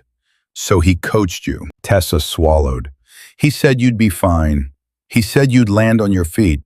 He said you were strong. The lie in that, how they used Imani's strength to justify their cruelty, made something cold settle behind her ribs. Imani took a small step closer. And the bracelet? She asked softly. Tessa's face twisted, shame and defensiveness colliding. I saw it in your jewelry box after the funeral. You were upstairs. Caleb was on a call. Everything was chaos and… She shook her head, breath quickening. I don't know why I did it. I needed something. Something real. Something that felt like belonging. Imani's eyes burned. That bracelet belonged to my father, she said, each word precise. You didn't need it. You wanted it. Tessa's gaze darted again to Caleb at the end of the hall, watching like a man supervising a negotiation. He said it would all be over soon. Imani's voice stayed calm, but it carried a quiet edge that made Tessa's breath hitch. Over for who? Imani asked. Tessa's lips parted, and for the first time, she looked at Imani not like a rival, but like a mirror she couldn't avoid. He said you wouldn't fight, Tessa whispered. He said you'd sign and disappear. And then I could be the one standing next to him at events like this, like I mattered. Imani's gaze flicked toward the ballroom behind them, the laughter, the clinking glasses, the polished illusion. She looked back at Tessa. You don't want love, Imani said quietly. You want to be seen. Tessa's face crumpled. I want to survive, Imani nodded slowly. So do I. A silence fell, heavy and honest. Then Imani said, here's the difference. Tessa blinked through tears. I'm not willing to destroy someone else's life to feel safe, Imani continued, voice steady. You were. Tessa's shoulders shook. I didn't know it would get this bad. Imani's eyes held hers. It was bad the moment you chose it. Behind them, Caleb's voice cut in, colder now. Tessa, come here. Tessa startled at the command, her body reacting like it had been trained. She glanced back at him, then at Imani, panic rising again. Imani watched that reflex, the way Tessa's spine bent toward Caleb's authority, and understood the final shape of the truth. This wasn't a love story. It was a transaction, and Tessa had sold her conscience for the illusion of rescue. Imani turned her gaze to Caleb at the end of the hallway, her expression calm, almost serene. He stared back, jaw clenched, eyes narrowed, the folder still gripped in his hand like a threat he couldn't name. Imani looked at him for a long moment, then spoke softly. So softly it felt like the rain speaking against glass. Now I know why you chose her, she said, because she was willing to do what you needed. Tessa's breath caught, and Caleb's eyes flashed. Imani didn't raise her voice. She didn't have to. The truth had already begun to do its work. By Monday morning, the storm in Seattle had changed direction, but it hadn't softened. It came sideways now, rain slanting across sidewalks, umbrellas turning inside out, the whole city moving as if pushed by an invisible hand. Imani sat in the passenger seat of Renee's car, watching water bead and slide down the window, feeling the dull ache in her lower back that came from carrying life and carrying war at the same time. Renee drove with both hands on the wheel, quiet and steady. She didn't fill the air with comfort phrases. She simply got Imani where she needed to go. Nora Kim's office looked the same as it had a few days earlier. Clean lines, calm light, a sense that truth could be handled here without getting smeared. But now, the conference table was covered in files, printouts, and a laptop that hummed with open tabs. Bank portals, public records, case law. Miles Harper was already there, sleeves rolled up, eyes focused. A portable hard drive sat beside his coffee like a second heart. Nora didn't offer small talk. "Okay," she said, clicking a pen open. "We're done reacting. We're moving." Imani lowered herself into the chair carefully. The baby shifted, restless, as if sensing the tension in the room. Imani placed her hand over her belly, breathed through the pressure, and tried to keep her face still. Nora slid a folder toward her. On the top page, bold letters anchored the room. Reports for production, interrogatories, notice of deposition. Imani's throat tightened. "This is discovery," she said softly, as if naming it made it heavier. Nora nodded. "This is where the story stops being his. This is where it becomes the record." Miles didn't look up, but his voice was quiet and firm. Discovery is the part people underestimate.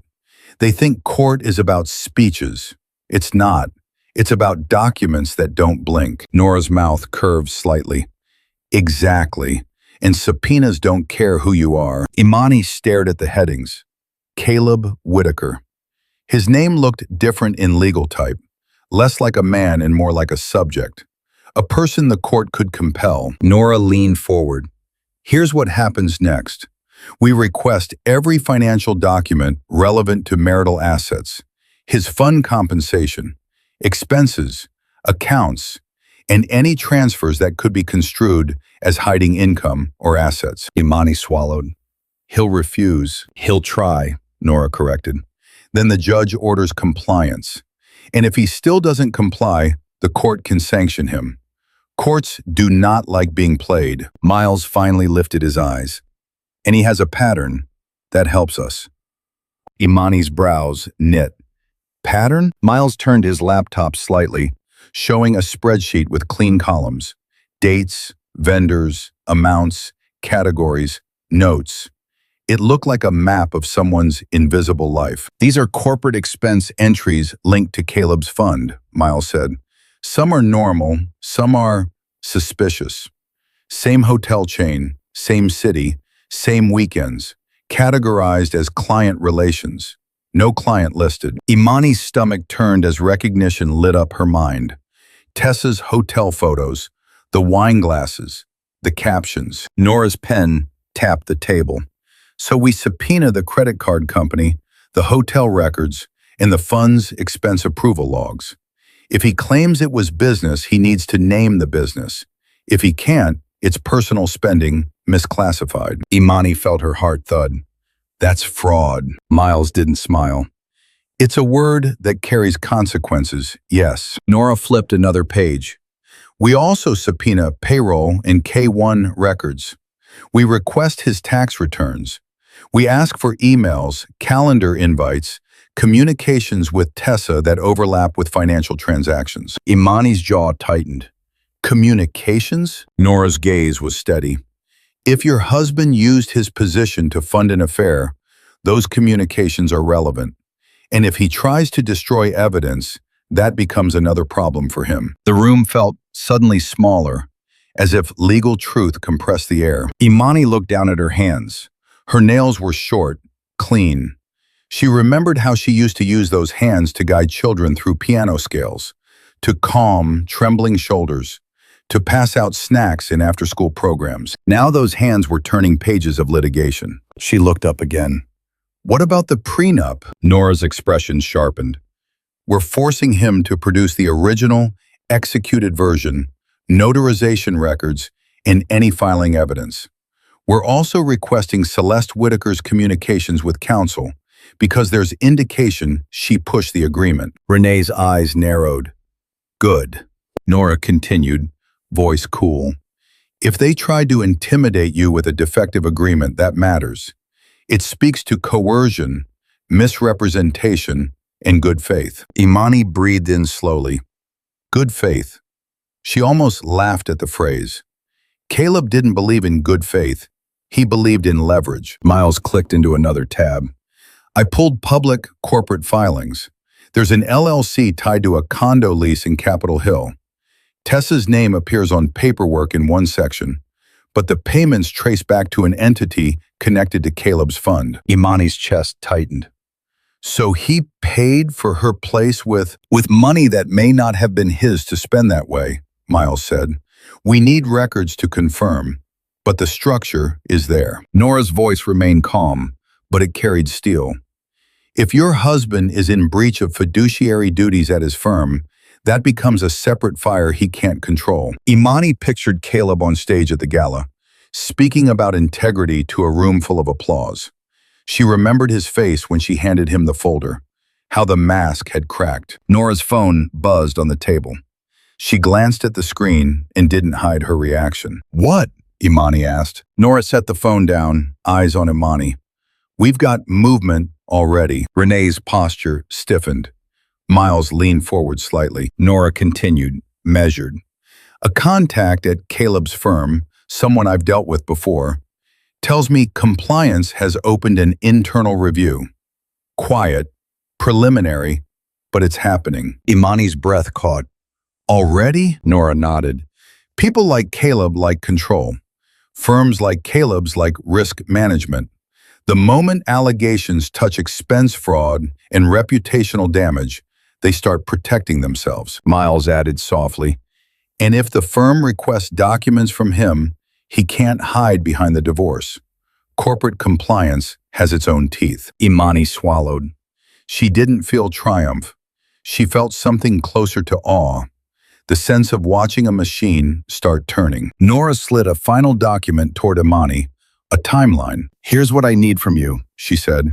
You give us everything you have, screenshots, photos, text messages, but we do it properly. You don't forward things to yourself casually. You don't talk about this on social media. You don't warn him. You don't threaten him. Imani nodded, absorbing the discipline like medicine. Nora's gaze held hers. You will feel tempted to confront him again. Don't. Let the system do what it's designed to do. Imani's voice was quiet. And if he tries to, he will, Nora said. He will charm. He will intimidate. He will call you emotional. He will claim you're unstable. He may even try to turn the pregnancy into a story about you not being well. Imani's hand tightened over her belly. Nora's voice softened just a fraction. That's why we document. That's why we keep everything in writing. And that's why we move fast. Renee reached over and squeezed Imani's shoulder. Warm, steady pressure. Miles closed his laptop with a quiet click. This part isn't cinematic, he said. It's not a gala. It's not a confrontation in a hallway. Imani looked at him. It's quieter, he continued, but it's where people like Caleb start losing power, because paper doesn't respond to charm. Outside, rain streaked down the office windows in thin lines, relentless as truth. Imani sat straighter. Her fear didn't vanish. It simply made room for something else, a kind of disciplined courage. Nora gathered the documents into a neat stack, the way you stack bricks before building a wall. Okay, she said, we file today. And in that quiet room, with subpoenas drafted and timelines set, Imani understood something that would have terrified her a week ago. Once discovery begins, you can't unsee the truth, and you can't unwrite the record. It didn't happen like a movie. There was no single moment where Caleb Whitaker collapsed to his knees in the rain and confessed. No slow-motion downfall with dramatic music and strangers clapping. Men like Caleb rarely fall in public first. They fall in increments, small humiliations that look like bad luck, until the pattern becomes undeniable. It started the morning after Nora filed. Hour 1. Caleb's phone buzzed while he was shaving. A message from his executive assistant. Short, professional, chilling in its restraint. Compliance wants a meeting at 10 o'clock. Mandatory. Please confirm. Caleb stared at the screen, razor hovering midair. Compliance meetings were not suggestions. They were summons disguised as calendar invites. He replied with one word. Confirmed. Hour 4. At 9:17 a.m., his corporate card declined at a cafe. He didn't even notice until the barista's smile stiffened. "I'm sorry, it's not going through." Caleb tried again. Same red error. He forced a laugh and paid with his personal card, cheeks warm with the first taste of embarrassment. It was small, almost nothing, but it was the kind of nothing that made a man like him feel watched. Hour 6. At the office, the elevator still opened for him, but people stopped meeting his eyes. Whispers didn't follow him. Silence did. The kind of silence that meant conversations paused until he passed, then resumed with careful politeness. At 10 o'clock, he walked into compliance. Not a courtroom, not a boardroom, a plain conference room with gray walls and a glass pitcher of water no one touched. 2 people sat across from him, the head of compliance and an outside counsel from a firm Caleb recognized immediately. Outside counsel meant the company was already protecting itself. "Caleb," the compliance officer began, voice pleasant, "we need to ask you some questions regarding expense classifications and reimbursements." Caleb's hour 9. The clarifications started to sound like lies. They showed him a list of transactions, hotel stays, flights, dinners. The dates aligned with client meetings that could not be verified. The same vendor appeared again and again, always under different categories. "Can you?" Caleb's throat tightened. "I'd have to check my calendar." They slid another sheet toward him. "We already did." He tried once, twice.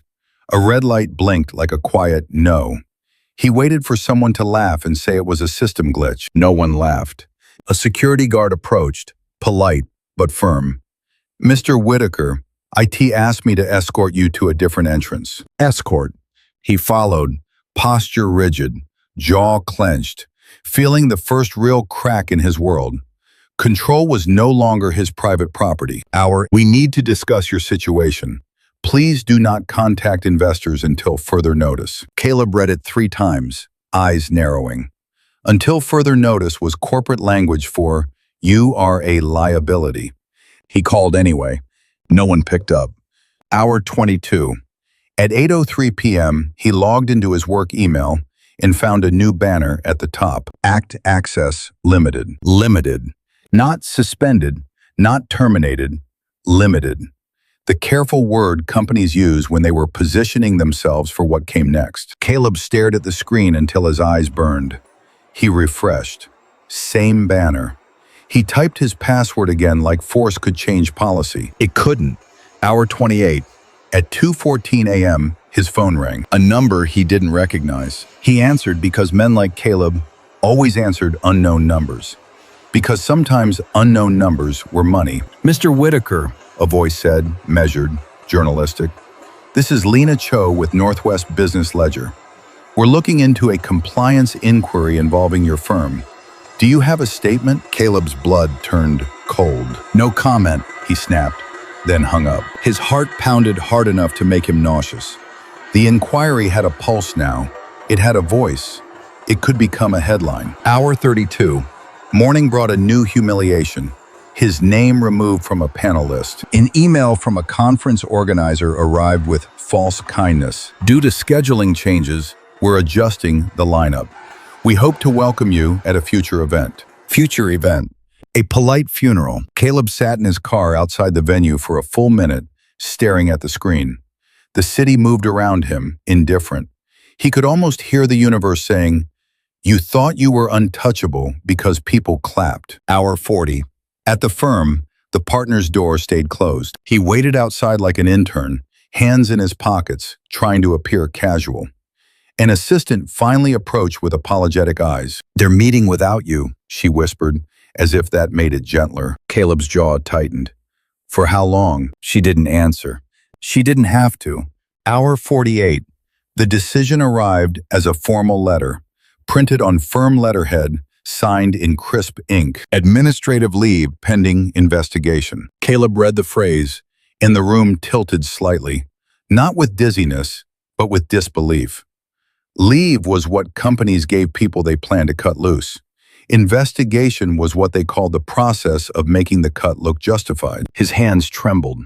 He set the letter down and forced them still. Men like Caleb weren't supposed to tremble. Hour 55. Tessa stopped answering his calls. At first, he told himself she was busy. Then he remembered the way she had looked in that hallway at the gala. Panic in her eyes, a survival instinct sharpening. He texted her. "Pick up." No reply. He called again. Voicemail. The woman he'd used as an escape route was now shutting the door. Hour 60, his bank flagged transfers. A notification appeared. Unusual activity detected. Please contact your bank. He tried to move money. The system stalled. He tried again. A red warning. Caleb slammed his hand against the steering wheel, breath ragged. The world was tightening around him in quiet, bureaucratic ways. Not a scream, a clamp. Hour 68. On the finance blog, the thread went live. Not mainstream news. Not yet. Just a small, sharp post with screenshots of filings. Whispers of expense fraud. A line about a messy divorce and investigation. Caleb's name sat there in black text, stripped of the warmth of his face. His reputation reduced to searchable keywords. He refreshed the page again and again, watching comments stack like stones. Hour 72. He sat outside the courthouse in a rented car because he didn't trust his own anymore. Rain hit the windshield in soft taps, steady as a heartbeat. His lawyer sat beside him, checking emails, making calls, using careful phrases. We'll manage exposure. We'll control narrative. We'll mitigate. Mitigate. Caleb stared at the courthouse doors, stone, heavy, indifferent. People walked in and out carrying folders, holding umbrellas. No one looked at him. No one cared that he used to command rooms. He checked his phone one more time. A text from his mother, Celeste. Say nothing. Do nothing. Remember who you are. Caleb's throat tightened at the irony, because in 72 hours, the world had reminded him of exactly who he was. A man who believed charm could erase conduct. A man who counted a woman like an expense. A man who mistook silence for surrender. And now, as the rain kept tapping, patient, relentless, Caleb realized something he had never truly understood until it was too late. Paperwork doesn't pity you, and consequences don't negotiate. Tessa Vale had always believed that if she could just get into the room, the rest would take care of itself. The room had been her religion.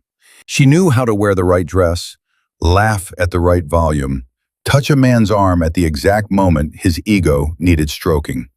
She knew when to appear soft and when to appear scarce.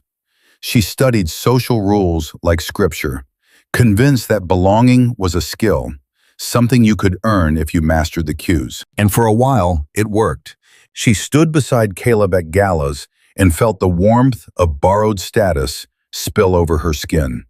She drank champagne that tasted like other people's money and told herself she deserved it because she had suffered, because she had struggled, because debt had made her hungry enough to do what gentler women refused to do. But the same room that crowned her could also erase her. Her collapse didn't begin with shouting. It began with silence.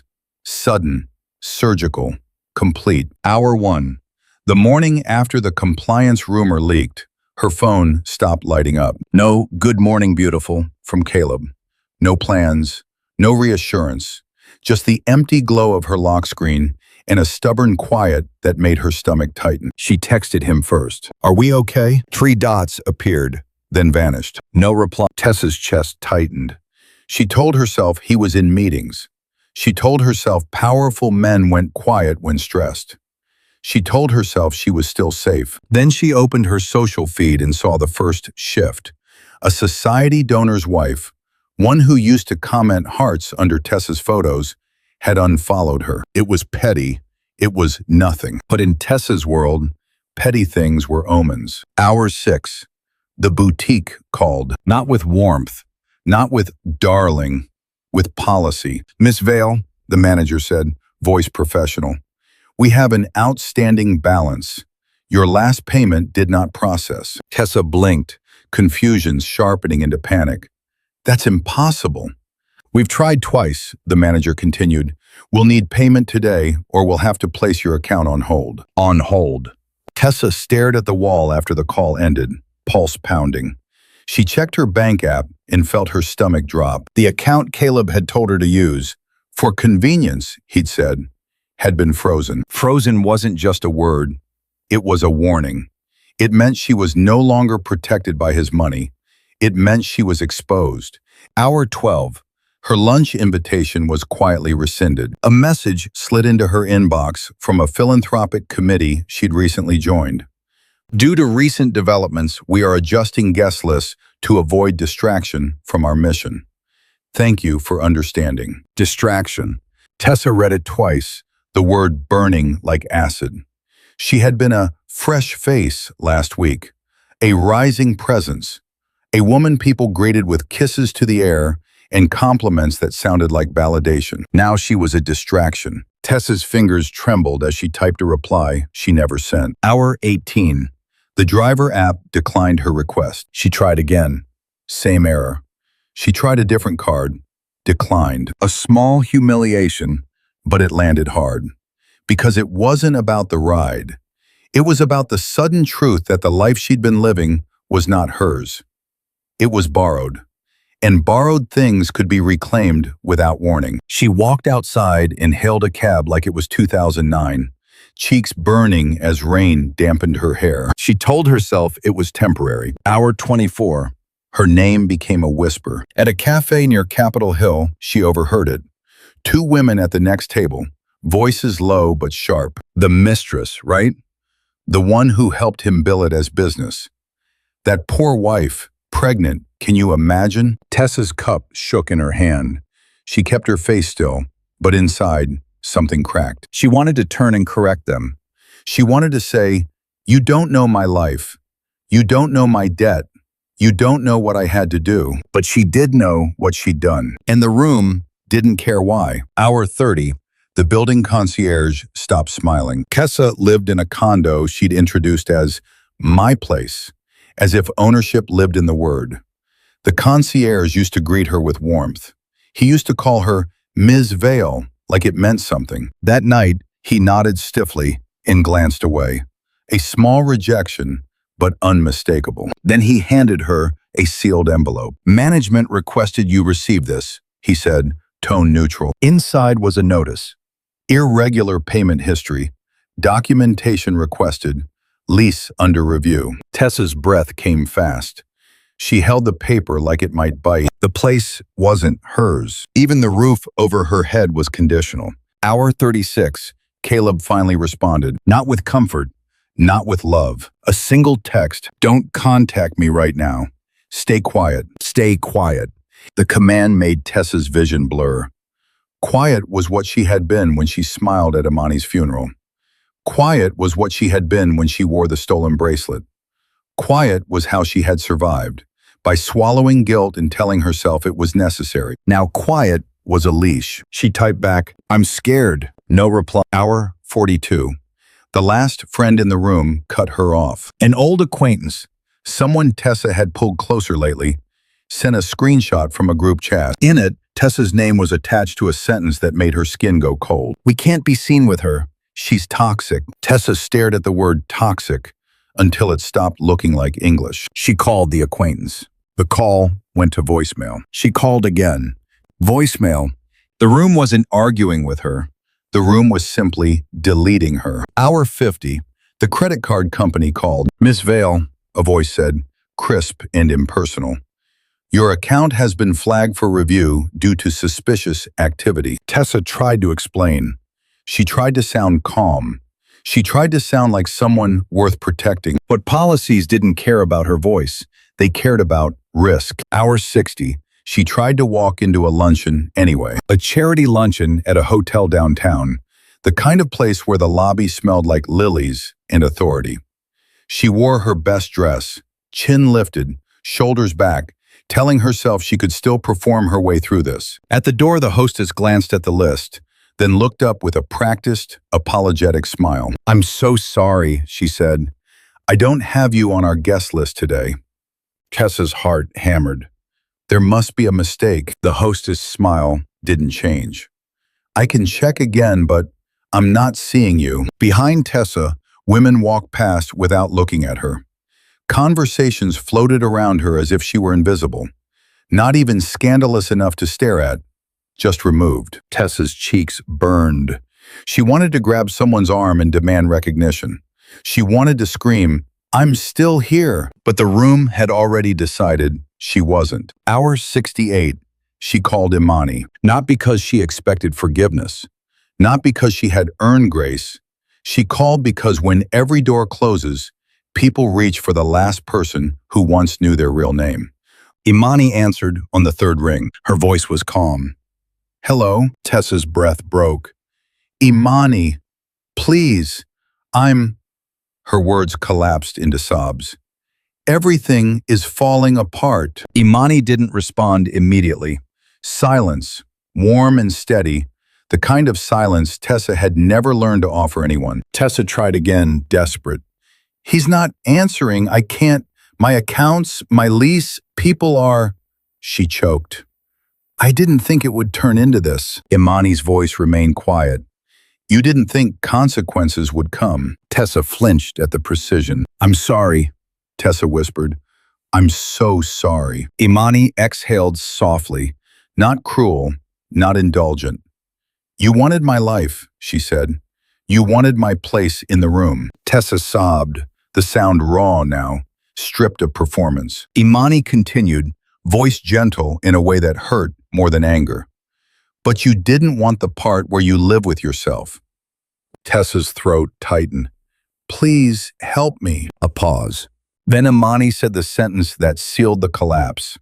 Not with vengeance, but with truth. "I can't save you from choices you made on purpose," she whispered. Tessa's breath hitched. And in that moment, she understood the final cruelty of the room. It would not punish her loudly. It would simply stop seeing her. And being unseen, after building your entire life on being noticed, felt like a kind of death. The courthouse smelled like stone and coffee, old authority and fresh exhaustion. Imani walked through security with her shoulders back, one hand resting lightly on the curve of her belly. She moved slower now, not from weakness but from intention. Pregnancy made everything heavier, yes, but it also made her honest. There was no space left for pretending. Nora met her at the doors of the hearing room. Crisp suit, calm eyes, a folder tucked under her arm like a shield. Miles was there too, quiet in the background, the kind of ally who didn't take the spotlight because he understood the work spoke loudest. Across the hall, Caleb sat with his attorney, posture rigid, jaw clenched so tight it looked painful. His tie was perfect. His face tried to be perfect too, but something in him had changed. He looked like a man whose world had stopped obeying him. When he saw Imani, his gaze flicked to her belly, then away, as if even the sight of her child was inconvenient now that it came with consequences. The conference room wasn't dramatic.